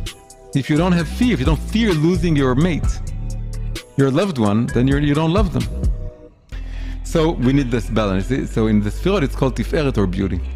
The final level, once again, they switch places, has to do with victory and thanksgiving, Netzach and Hod. Netzach is a very active Sfirah. It has to do with going out and fighting battles and conflicts and facing challenges and winning over them and accomplishing things and being successful. Islam, from the very start, was all about dominance. This goes directly from this fear. It starts with a God that's absolutely transcendent, and that everyone has to bow down before God. And then the religion that comes out of it is a religion based on fear. And the way it manifests in the world is you want to be dominant. You want everyone to surrender to God. The word Islam means surrendering. All the world, all mankind has to surrender to God. And so the day after Muhammad died, a massive jihad began in all directions to conquer the world. They didn't conquer the world, but they created the huge caliphate, as we said. And that was from the very beginning their goal. And the last words, the last chronological surah in the Quran, I told you they're ordered not in chronological order. You need to download from the internet a chronological list of the chapters of the Quran. And then you see that the one before last surah is also the harshest and most militant one. It's surah number 9. It's the disavowal. It means that all deals, all pacts, all peace treaties with non-believers, with polytheists, are cancelled in a few months' time, and either they take on the Islam or we kill them. This is the essence, the crux of surah number 9, which is early on in the beginning of the Quran because it's quite long. But chronologically, it's the one before last. It's like the will. Because the very last one is a tiny short one. It's called the victory. And it's about how we need to thank God for... Muhammad needs to thank God that he's going to conquer Mecca, where he was born. Which he was, in fact, able to do. So it's a tiny one. It's like a little ending that thank God that he gave you the power to conquer Mecca, which was the most polytheistic. It was the polytheistic center of the Arabian Peninsula. But the substantial chapter, the last substantial chapter is chapter 9, Surah 9.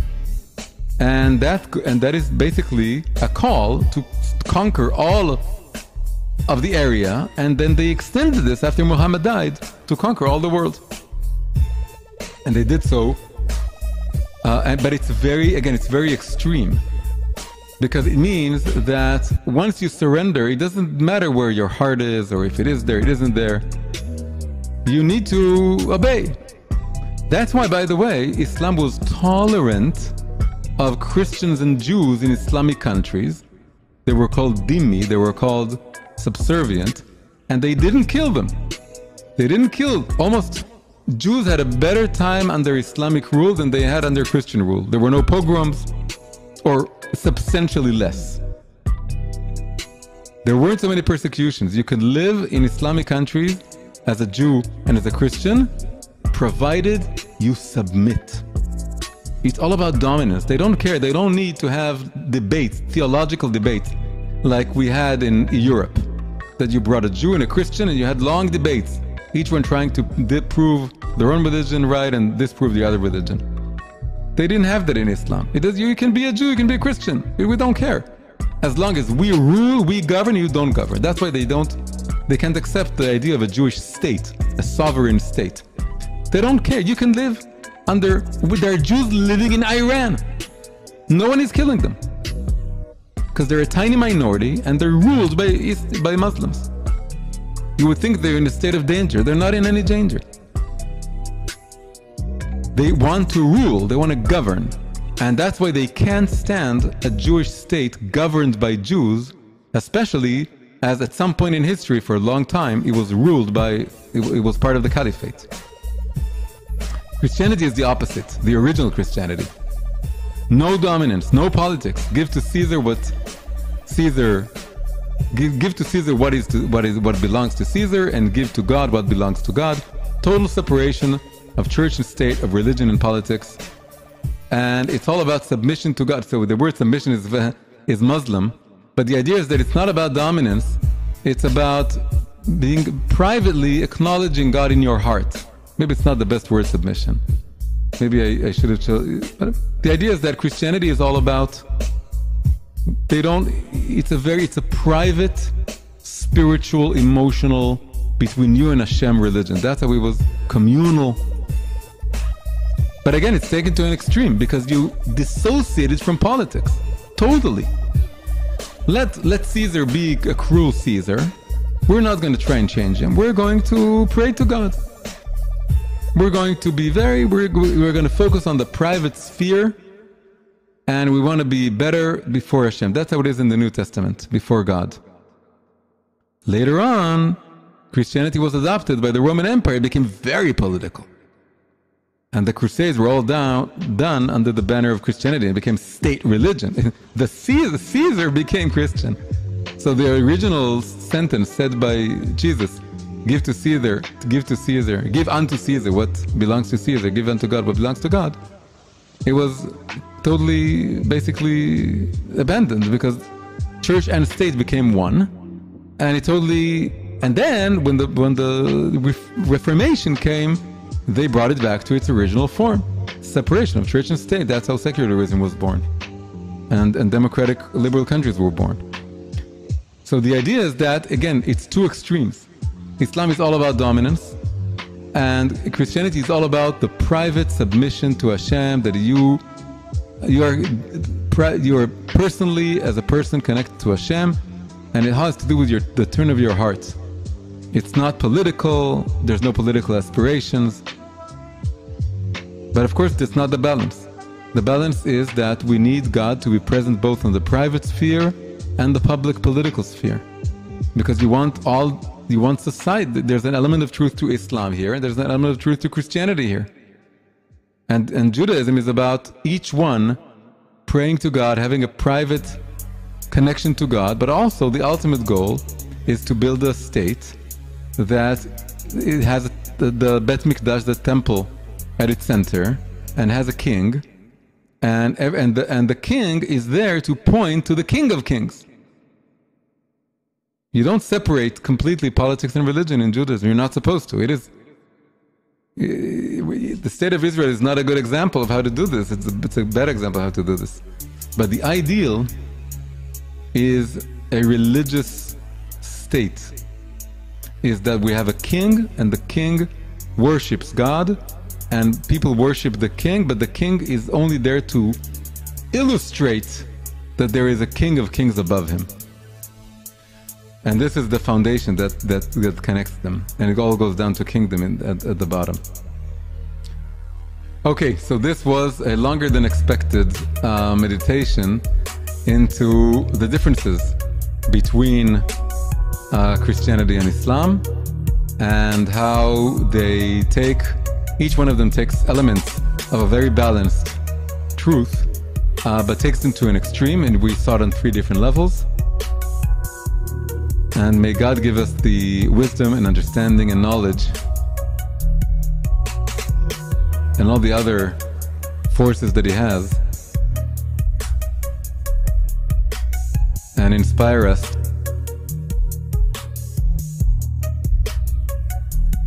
to be true to the Torah, which is the original revelation from Mount Sinai, and be able to show to the world that you can be balanced, truly balanced. Truly balanced. And we can take the elements of truth that are in Islam, that are originated in the Torah, and the elements of truth in Christianity that originated in the Torah, and we need to find a way to make the world see that the Torah really has the full stature of what it means to be a religious human being and worship God in a balanced way that takes into account all these different elements. Amen. And what in the damn type of fuck name is Shem? Pause. Is I'm tripping?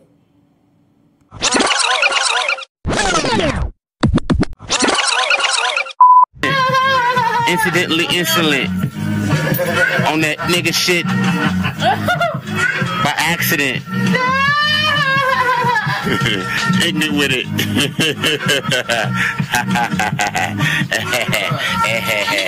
Nigga.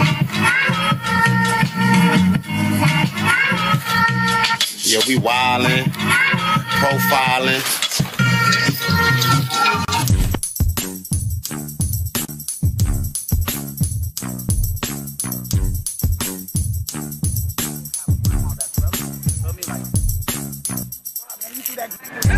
Yo, we are the fatherless. Acknowledge us. Noblemen of novelty, the hopeless, yet most honorably, a populace chosen, decoding conduit, stolen over continents, homeless yet owned as objects. So demoted to poverty, we broke that hold of trauma conquering policy as followers forward in homage afforded to scholars. Free spokenness, commas, apostrophes, colons up an open argument, articulate portions of our armory. When silence was golden, we told the total opposite. But activism louder than word, we wrote of hearts we missed. We are the artisans and arcing cognizant, harvesters of harmony, the orphans lost parliament. Yo, in the name of Trayvon Martin and them.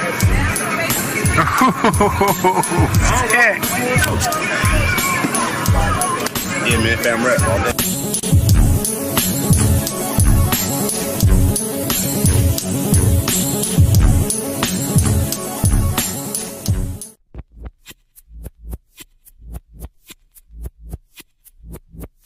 But Bambi though, I seen Bambi, and I was thinking to myself, that nigga cute. Because the Bambi I seen wasn't a full-grown Bambi, bro.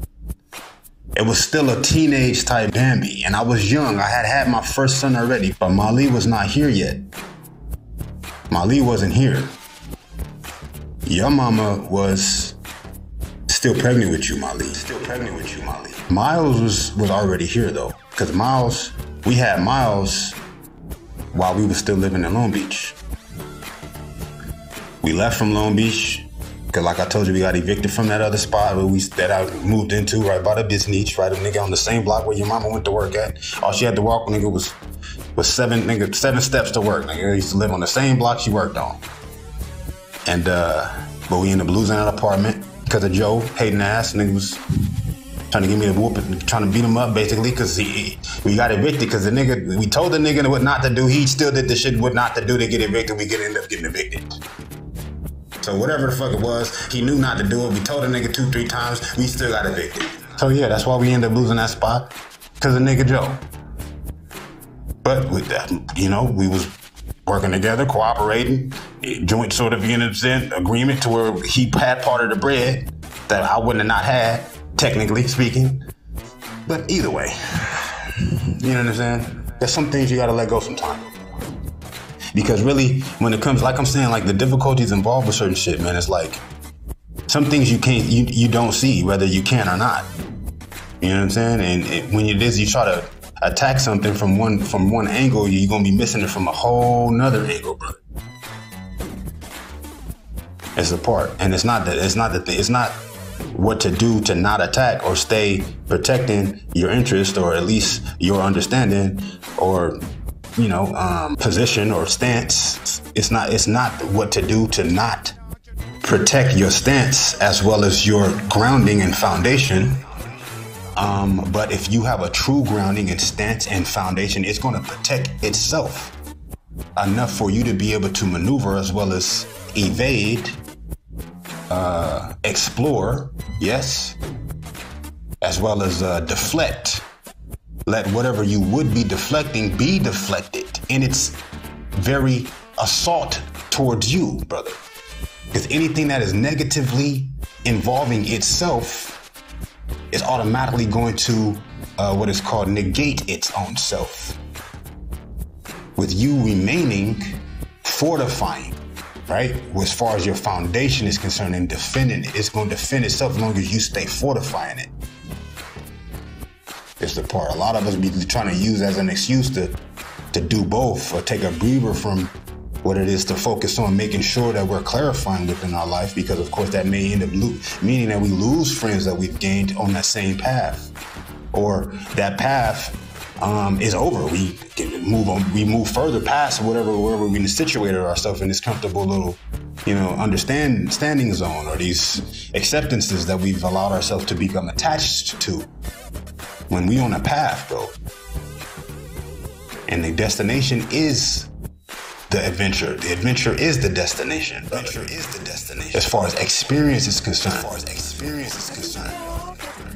Okay, so that's neither here nor there. It's not about me losing the spot. I end up getting a whole nother fucking spot, nigga. Now I can go ahead and stack all that bread up, nigga, till I get finished, nigga, for the decade, nigga. In a month, nigga. Then I gotta worry about who, you know what I'm saying, who didn't see me do that and how many bullets I got for them though. 2. So it's a balance. You feel me? It's all about your fortification and it negating its fucking self in the process. Because we really in this planet, still on this planet in this situation. Nigga, it ain't nothing new. The statistics is still the statistics, nigga. They not improving. Maybe on paper, perhaps, kind of, almost, and even then, only on paper.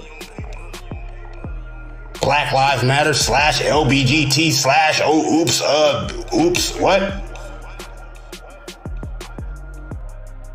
I think I'm good, homie. I'm gonna have to figure this one out on my own. But I can't let nobody know that though. Cause that wouldn't be most wise to my fortification. They gonna be watching, so they gonna think they know what they think they know. They gonna be watching. But what to know is never gonna change as far as what the fucking truth is. And the truth is, if you wasn't interfering, then it wouldn't be no conversation, nigga. You would sit your fucking ass down and learn like it is you trying to sneak and do anyway. And put it off as if niggas don't know what it is that they don't need to know. So the thing about Lifetimes and Esau and his brother Jacob, and how Esau was born before Jacob, right? But it would be Jacob, yes, who would inherit the blessing, yes? Now, this is all figurative, okay? Now, when it comes to them being twins and born, quote unquote, at the same time, that can be likened to those two different creatures leaving the poles at the same time, but everybody moved different, just like Esau and Jacob moved differently. Now, as far as the differences between these two creatures, well, shit, man, that's something to appreciate, something to investigate, as well as analyze as far as, you know, the specifics concerning or whatever else not. They'll go into it as to what made them so different, as to why God hated whoever and loved whoever else, and what went where and when and why and how and whatever. As far as Jacob and Esau, because Jacob is Israel, Jacob would become Israel. Okay? Now Esau, he went off and had his own kingdom, his own lineage, right? His own offspring, as well as kingship and all this other ownership and control and power type structure sort of concept or whatever else. His younger brother, who was technically born afterwards, some generations, you could even assume that this is what they're referring to. Who was technically born afterwards, some generations, even you could even assume. Which is, this is what they're referring to. They were technically brothers because, of course, genetically they were close enough. They were technically brothers to where they were not so specifically or necessarily anything, whatever else they could also be considered as. Right? This is what the Bible is about, basically. That's why they're going to tell you about the 3 types of different men that evolved after Noah. And that's basically the whole fucking Bible. So I'm not trying to convince you or nothing. The shit say the shit what it say. Okay? You had your boy, you had the black man who was supposedly supposed to serve his brother the whole time. Why? Because of course he would be in service, basically teaching the nigga while being subjected to him by being under his tutorship, basically. He was teaching his teacher, basically. It's what the fuck the shit is about. Right? That would go around about, this is something that needed to happen. Right? Because otherwise, it will be left up to them to hurt or help themselves. And they were either going to hurt or help themselves. And it would be on them, however, in any way that it would involve whoever else who was in a different position to say so, whether or not they're connected to the source of the position they would be in to say so, i.e. being next to their pops or not, right? Able to learn from their very own fucking father, nigga. And not being mastered, nigga, by a slave trader, nigga. Someone who came and snatched them from their fucking family, nigga, and made them part of their family, nigga. It's what this is talking about.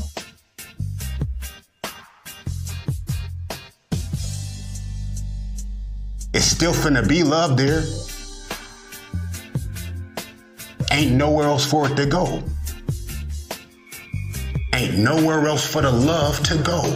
Ain't nowhere else for the love to go.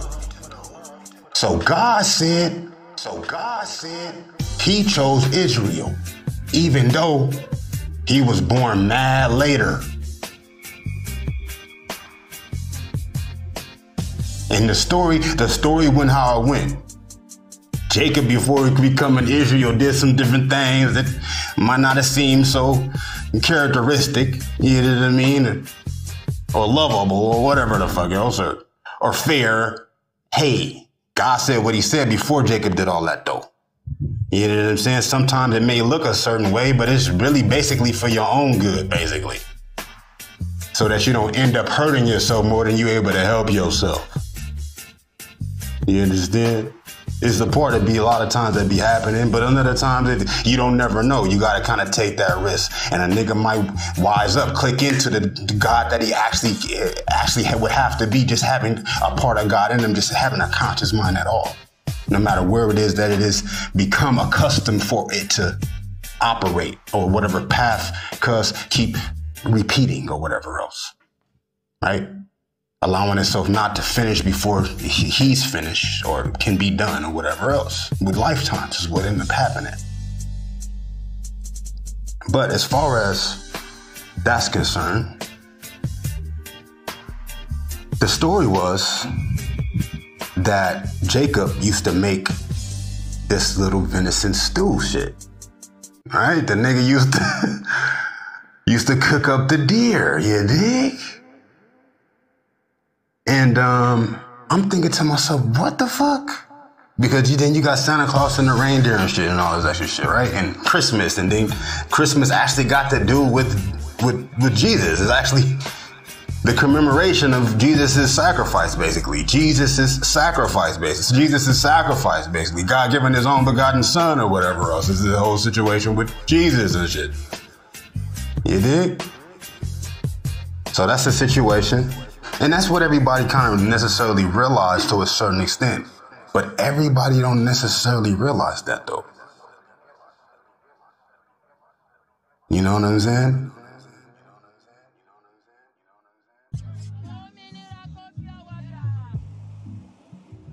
They don't look at it that way because that would be extremely drastic, right? Because even though that's the situation,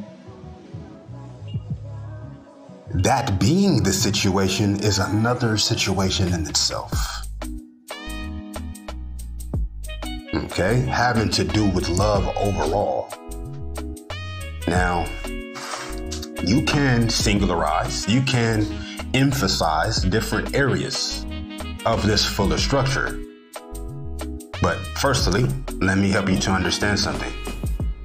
All of this started outside of the original, what we would refer to as humans. Ain't nobody alive today, or rather, that probably would be speaking to you the way I'm speaking to you without fucking putting, you know what I'm saying, looking at you and you already be able to understand what they would say to you. that's a human, or that is where we started from. That's the story of all the dynasties of Egypt. Like I've been told you, you know what I'm saying? I'm a different type of nigga. I'm not trying to say, oh, I'm better or I'm different.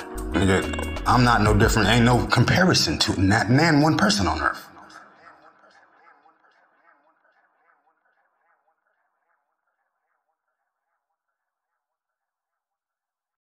You have your own spirit and own conscious facilities. And if you were to fucking apply that, you know what I'm saying, utilize as well as emphasize that, then that would be all that would need to happen for every creature, nigga, that would be able to connect to whatever source of expression, nigga, that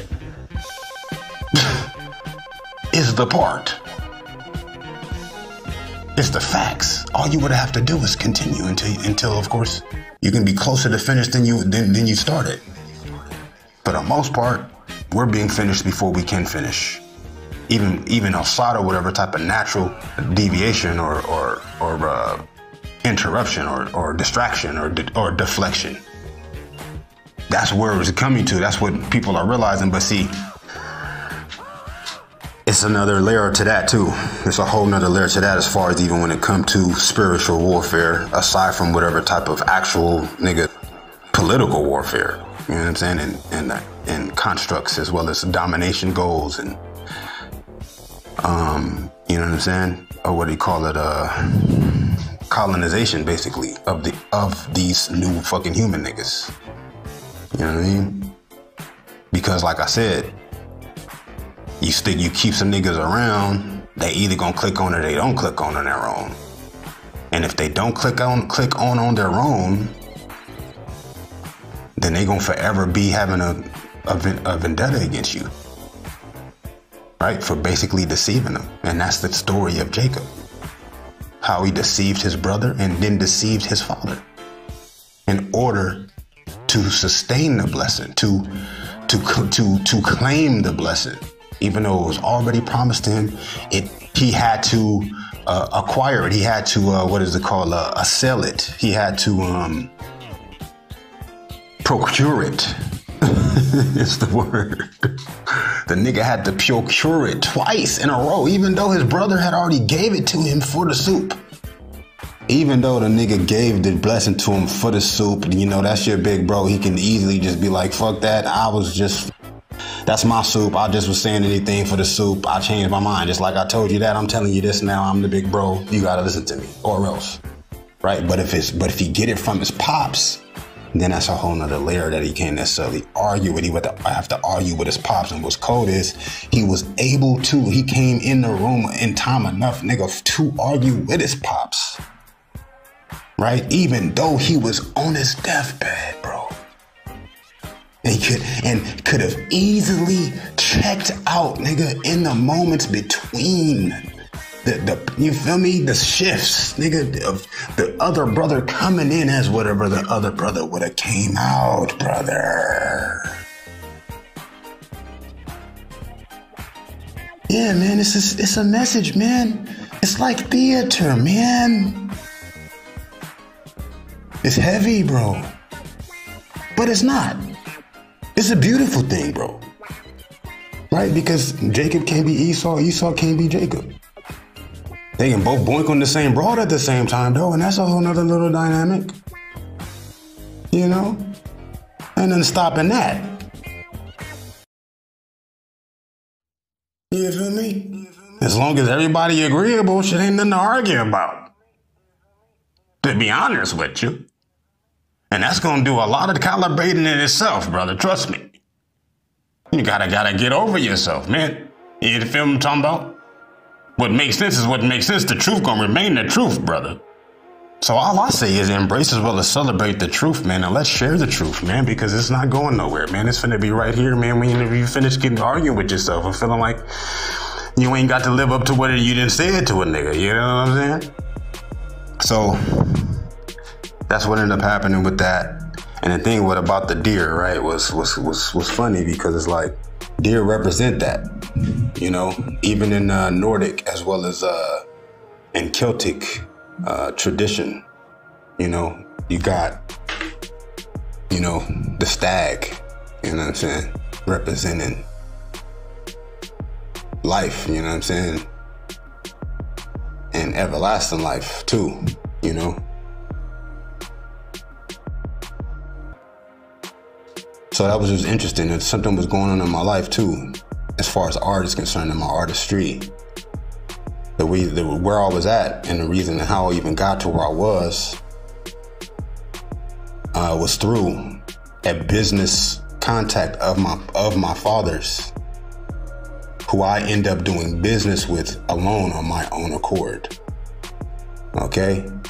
I'm at the beach, I meet this nigga. I can't go into who it was or what he did. It was just, that's another layer of just amazingness as to what the nigga did. But he ended up dealing with my pops. And what's interesting about this whole shit and how it is that we're still approaching the center, and how what's cold is we've actually, in enough ways, we're the same guys, right? Going to the opposite pole, while whoever would have met us, and we didn't have our meeting, right? Already.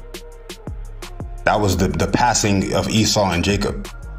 Esau going into that room while his pops was still alive, and that's what's happening. Our pops is still alive right now, right? About to check out, and what's cold is, I'm gonna tell you the story because this is what the man said to me. This was the first assignment that I had, and then what I was going to even meet the dude for was the nigga said, we want you to draw a book cover. You know what I'm saying? The nigga says to me, we want you to draw a book cover. We want you to draw a book cover for this guy, but he's gonna pass away. Or we want you to do this for a guy, he's sick, and we don't know how much longer he's got. The nigga said this to me. You know what I mean? And I mean, as I'm saying this to you, this whole story I'm telling you, I'm realizing that it's for me to even be saying this to you. Which I give a fuck about, whatever. There's plenty more shit for me to tell you or not. I give a fuck. And if it is for me to tell you, then yeah, that's why the fuck you listening. The nigga says to me, bro, we got a job for you. Right? And how did I even link back up with Cuz? It was crazy, bro. This is no coincidence. Even when I seen it, when I was talking to the dude, I knew it was no coincidence. And the nigga says, yeah, the guy, he wants this book cover for whatever it's called. It was called something that had to do with something interesting, had to do with marriage and shit. And he says to me, even in the meeting, after I saw the deer, I'm not gonna tell you that. I'm not gonna tell you that. Because this was like a secret, but it don't matter if it's secret. And it's not that it don't matter that it's a secret. Like I said, if you can understand, good. If you can't, then perhaps you will. And if it's good that you do, then you can, when you can. And even when, that's only just one way of understanding it. Right, so, but this is reality. This is before a lot of shit, but Miles was here though. Miles was here, okay? Majestic Miles, cuz magnificent Miles, nigga.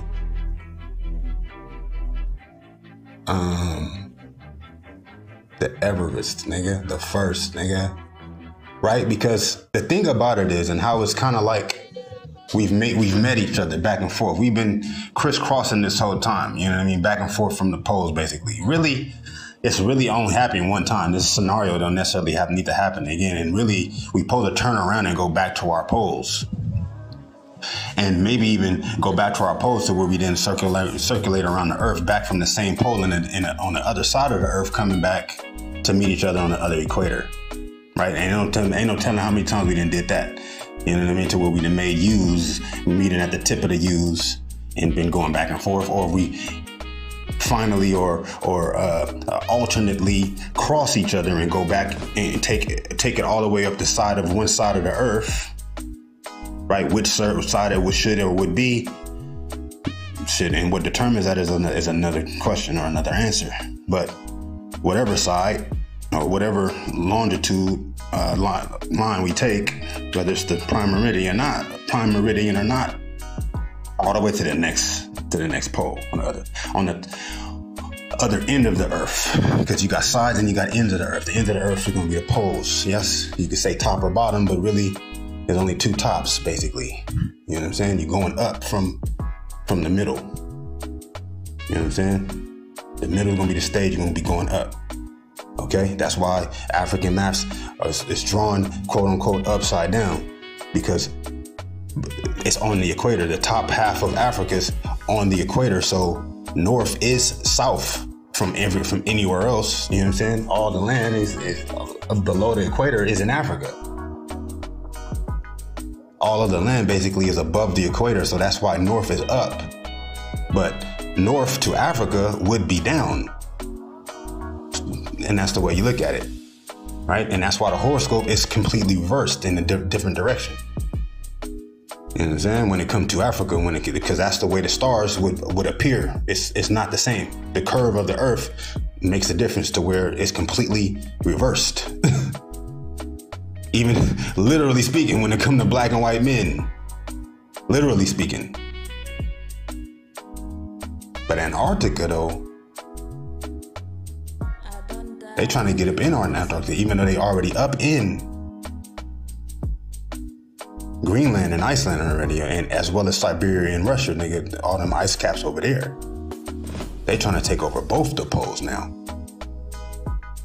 They done already basically took over Antarctica, nigga. It's all of that spiritual technology there, bro. Right?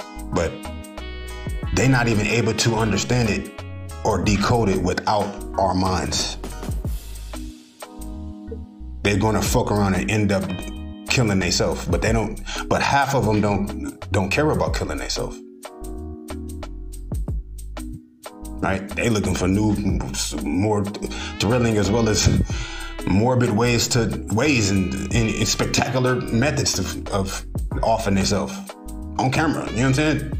Just to be retarded, which I can relate to. Also, as well as whatever else is, you know what I mean? You can't overemphasize shit, basically. And that's the thing about extremes in itself. You know what I'm saying? So this is a little bit of game for you, though. That's got to do with what it's got to do with, and that's the situation for sure.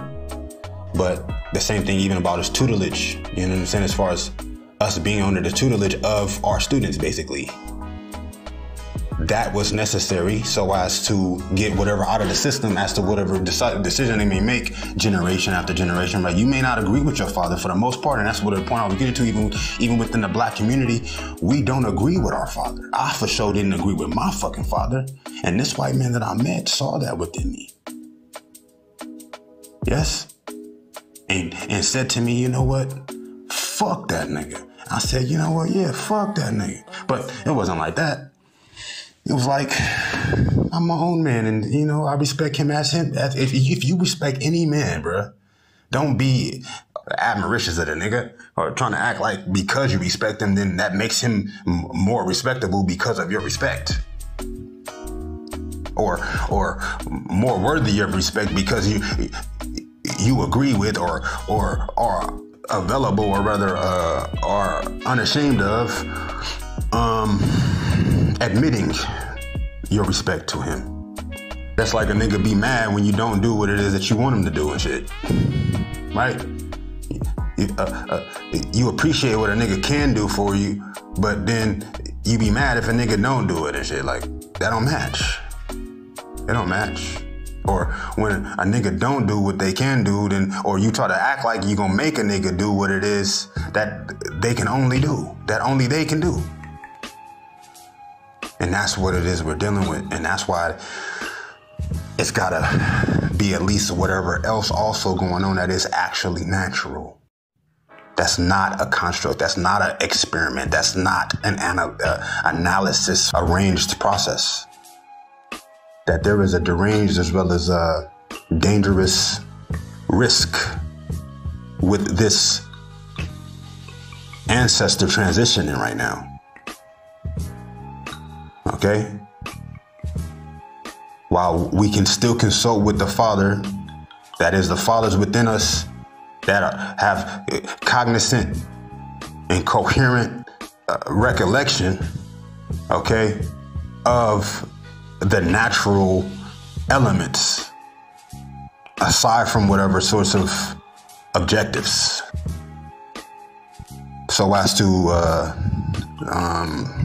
calibrate correctly and respectively to in respects of life in itself, in respects of consciousness, in respects of the universe. Nigga, this earth is in a big ass universe. Okay?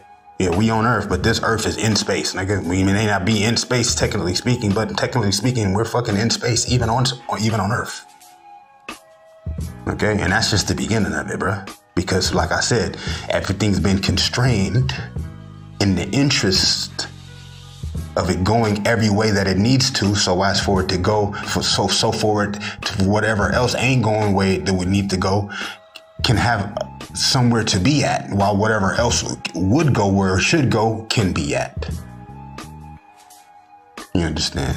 So that's kind of like how it could be that we passed each other and we're going to each other's poles now. You know what I'm saying? It's a situation. Just like Esau came in that room and Pops was like, "Oh, yo, my blessing gone." You know what I'm saying? I said what I said. I can't take it from your bro. Nah, but he was just like me. Look, man, where the fuck you was at? You know what I'm saying? Who making this venison? Who the fuck got the knack for the stew? It was supposed to have been that nigga Jacob who had the knack for the stew. You know what I mean? They said that no, I think Esau had the knack for the stew. I'm not sure who had the knack. It might have been Jacob thing to do the stew thing. But what's interesting also about that I was thinking about when I was reading it, is no matter how blind you is, how sick you are, they try to say he was so sick that he couldn't tell, when no, I don't think that's what it was. I think it was something going on with him and his son and his relationship with his sons to begin with that had him to where it didn't matter. He was just more focused on, you know, the technicalities of it, you know what I'm saying? And just making sure that he had a son at all. You know what I'm saying? Because it's like, that's the situation a lot of times with historical sort of like the patriarchy in itself. You know, it's important for you to have a son so that you push this whole political agenda when that's outside of the family, bruh. The family in itself is its own government. It's its own kingdom in itself. Of course, we live on Earth where there's these governmental structures to where, you know, if you expect to be able to operate, nigga, and exist, then of course you gotta comply as well as conform to whatever structure is ensuring your relevance as well as operation and eligibility, right? Your safety and protection, basically. That's defending your contribution to the system, basically. And so that's another construct, right? That's something that we've learned from our fathers down the line, generation after generation, to where it's become a lot more blurred, maybe a little more foggy, kind of like the blindness they like to try to say was going on with Isaac. But the blindness in itself, regardless if he was old or couldn't tell or not, he dressed up like the nigga, right? And he said that he smelled them, right? but he supposedly smelled like the earth, right? But he didn't taste that venison first, though. Okay, you know what I'm saying? He didn't bite that stew and know the difference. Like you would imagine that he should, especially by the time he would have been passing away. Something was just off about that whole thing to begin with. To me, it's like, what you fuck you mean you thought that was me? You can't tell the difference? What the fuck wrong with you? What you trying to say? You know what I'm saying? So it's just interesting the way it's written. You know, because the deer that I saw was a young deer, but he wasn't like a calf. He was like just younger, and he was limping. He had like a small injury, and he was in the backyard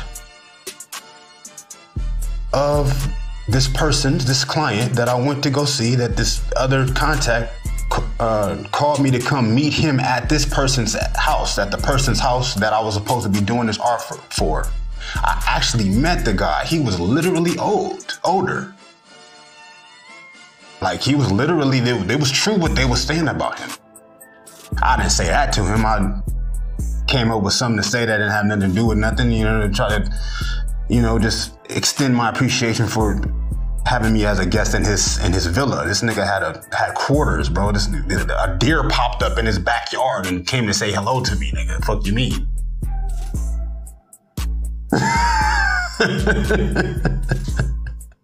You understand me? Popped up out of the tree.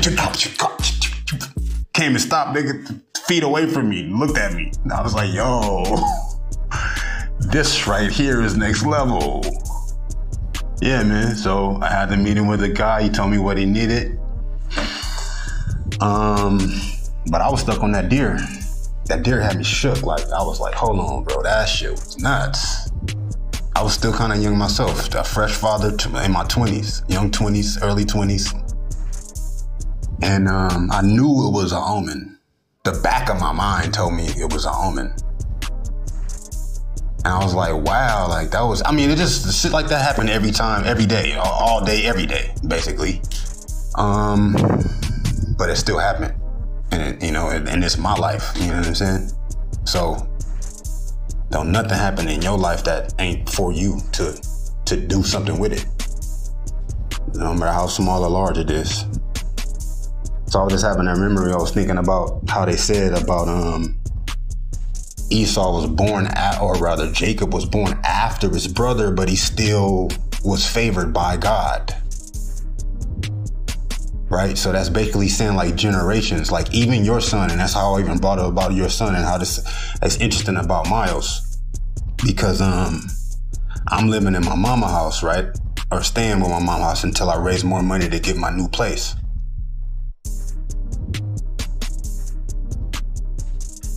And this is another reason why I was working with these. I stayed freelancing, doing all type of jobs. Like I always do. I'm always freelancing, especially earlier until I got into my own branding. This whole campaign now, or this whole little project now, to where it's like this whole thing I've been learning how to be able to do for myself and also for others like-minded with the same goal, and that is liberation. That is, of course, liberation, basically. Togetherness, you know what I'm saying? You know, peace as well as prosperity universally, you know what I'm saying? Every dollar I got, I'm gonna give it away if I ain't spent it on what it is that I'm gonna need to have for myself. I'm gonna go, you know what I'm saying, and procure as well as provide, or rather, you know, secure whatever the fuck initially, and whatever else, and out of all of that is open to whoever else can use it also. I have no problem with that. We all here together. I'm finna be, if I'm not asleep on my bed and shit, I mean, there's plenty of other beds, plenty of places. I don't want you all on my sheets. As long as you can take a shower, you can sleep on my bed. I ain't got a problem. Like, but once it is, I need to lay down. I'm probably gonna lay on my couch until you get done with my bed, right? When it comes to you being ready for that, though, most people ain't even finna even subject you to that, because what? That's on them. When they dick you over, when they, you know what I'm saying? When they wouldn't do that for somebody else. If they in a position to do it, then they wouldn't need it. You know what I'm saying? So it's like, not everybody that need it would even be able to give it. But not everybody that would be able to give it would give it. And that's kind of the state of the world also. That's why my doors stay open, homie. You know what I mean? Because first of all, I'm gonna have enough respect amongst my neighbors, nigga, to where ain't nobody finna just walk in my house that don't belong there. Right? If you need somewhere to go though, shit, you know where I'm at, nigga. Just like everybody else, nigga, that if they need something or somewhere to go, know where I'm at. And they seen you, nigga, 7 houses away, nigga, coming up to my house because you feel like it's something somewhere down the line that I'm not being fully loving about, when that's just not the case for me. Okay, for the most part, I'm pretty busy and on the move, up in the hills or up at the beach, to where that shouldn't have very much application or significance either way, neither here nor there. I'm trying to do something different with my day every day. Okay? The deers or not, limping or not. So if I end up, nigga, chopping it with you, or end up, you know what I'm saying, brush your shoulders with you, and you intend for me ill, you have ill intentions for me, I know how to, you know what I'm saying, how to mirror myself, how to degree myself, how to gauge my my service to the earth. You feel me? If it's not serving the earth, it's not gonna be much. It's not gonna, you know what I mean? It's only gonna be so far I can go anyway. I'm never finna tell you, look, you need to get up out of my house, man. I got shit to do. I'm just gonna do what I got to do. You gonna move the fuck up out the way. You need somewhere to stay. As long as I got a roof, since many people can fit in this fucking room, got a roof, nigga. Why not? You trying to turn around and hurt me? Shit, I'm gonna beat the shit out of you, nigga. And when you wake up, I'm gonna be like, yo, man, you was tripping, man. What's going on with you? I'm still not gonna tell your ass to leave. You're gonna be like, cuz, I need to leave, cuz, because you love me too much. I need to get the fuck away from you. I'm like, look, man, if that's how you feel, man, I hope you be safe, man. Just hit me up, man. Let me know what's going on. You know what I'm saying? We gonna be blending vegetables over here. Holla at me, my nigga. You know I love you, my nigga. I ain't gonna suck your dick or nothing.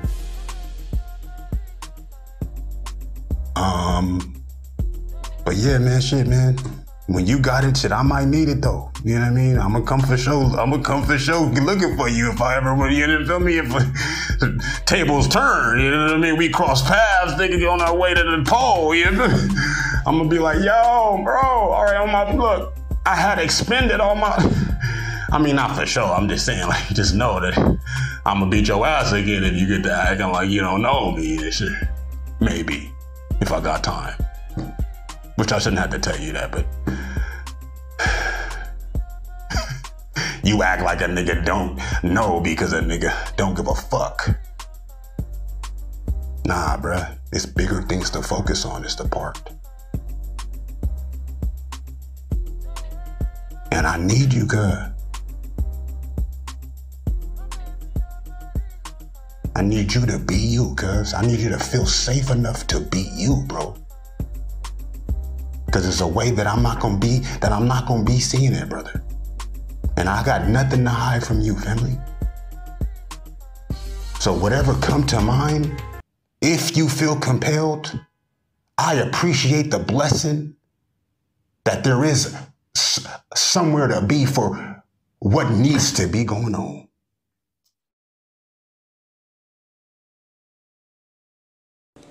Because really, you can even look at it like this. Peep the twist. Watch for the hook. Like, the curse of Ham is Shem's blessing.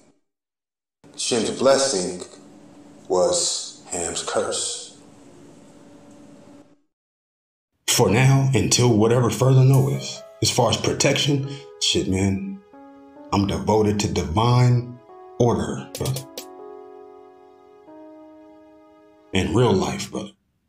If God don't want me here, then I don't want to be here, man. It's hard enough to work on wanting to be here when you supposed to be here. Sitting next to your ass, waiting for me to fall asleep just to wake me up and tell me that you sleepy.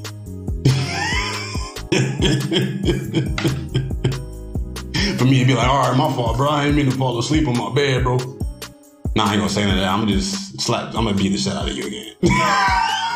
Waking me up talking about move. And you ain't put nothing on this rent, cuz. I'm fucking around, bro. I'm fucking around. But you know, shit, niggas is wild, cuz. That's what I'm trying to tell you, bro. Like, niggas get wild, bro. It's like slavery was crazy, bro. Slavery, nigga, was nuts, bro. That was a different shit, bro. That wasn't the same as nothing going on, bro. Niggas had to go through some shadow dreads, bro. Like, I don't even want to go into it, bro, because we want to let that rest with who was resting with. You know what I'm saying? And it deserves to be clear enough and safe enough for them to interject wherever it is they feel compelled, as opposed to having to explain themselves or feeling guilty or self-conscious or ashamed. Because shame don't have no place. Okay? Shame don't have no place. Now, guilt is a different thing. But shame don't have no place. It's different from guilt. You know what I'm saying? So yeah, my pops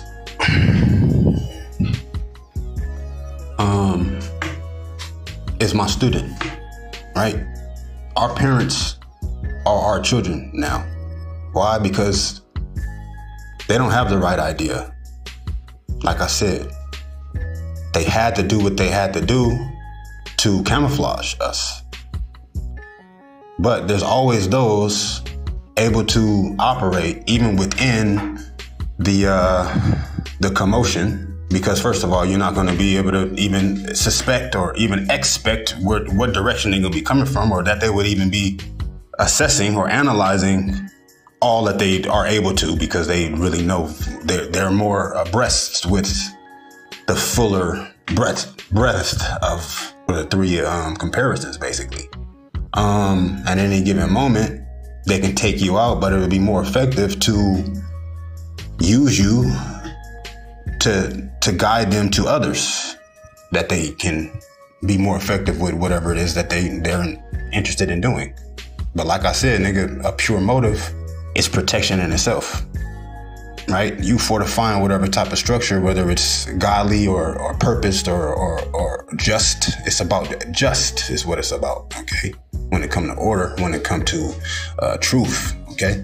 You know what I'm saying? It's about just. Like I said, whatever approaches, nigga, true sovereignty, which is justice, you know what I'm saying?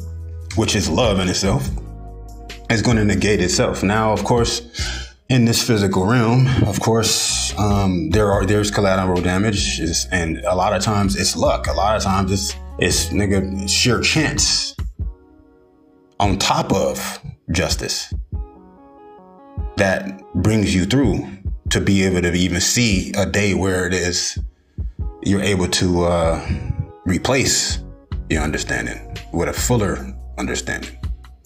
Replace your comprehension and perception as well as perspective with an inclusive, universal reference.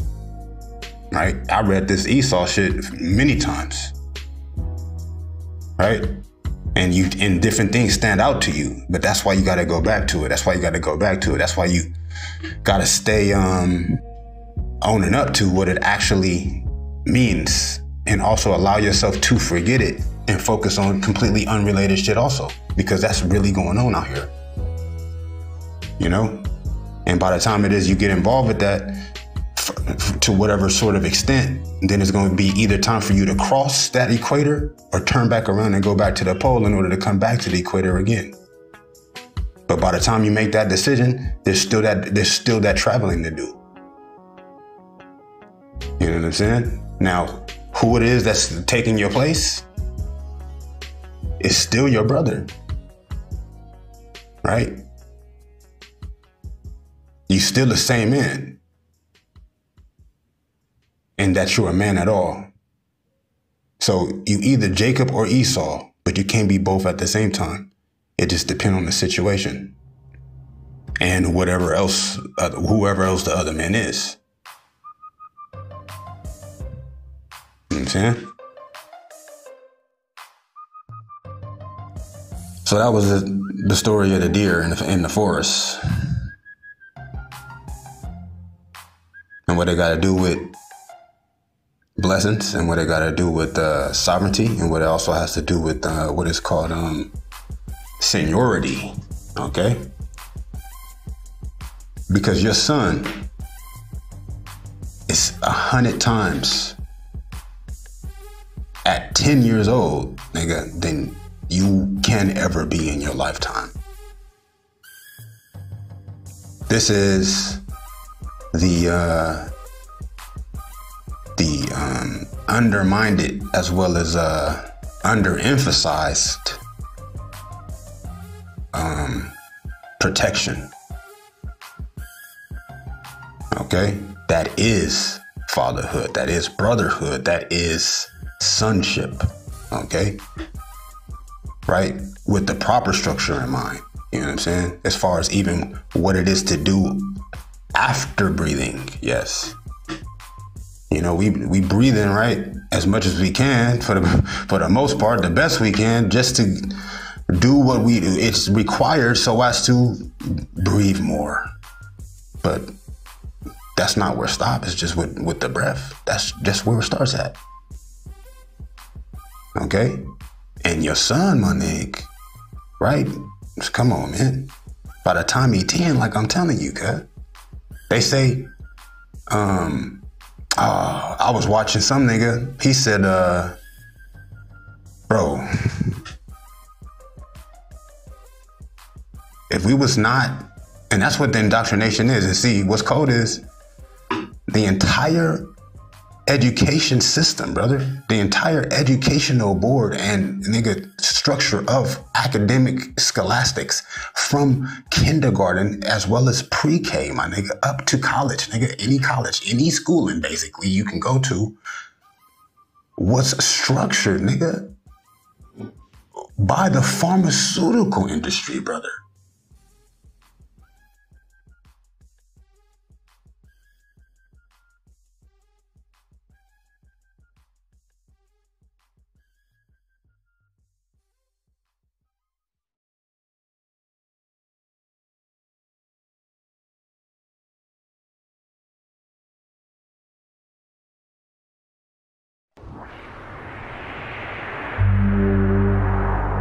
The comet had swept the earth, and this was the end.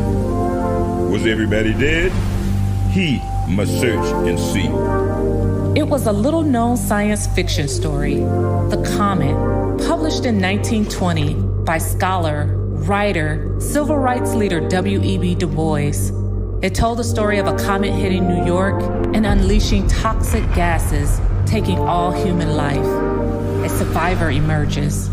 Jim Davies, a black man. He walked up Fifth Avenue to a famous hostelry and entered its gorgeous, ghost-haunted halls. He beat back the nausea and seizing a tray from dead hands, hurried into the street and ate ravenously, hiding to keep out the sights. Yesterday, they would not have served me, he whispered as he forced the food down. In this new world, a black man had crossed the line, segregation subverted, albeit for a moment. Du Bois's Afrofuturistic story had ghostly echoes from the recent past and the aftermath of slavery. The apocalyptic scenes he imagined may have been inspired by real life. Years earlier, Du Bois had lived in Atlanta.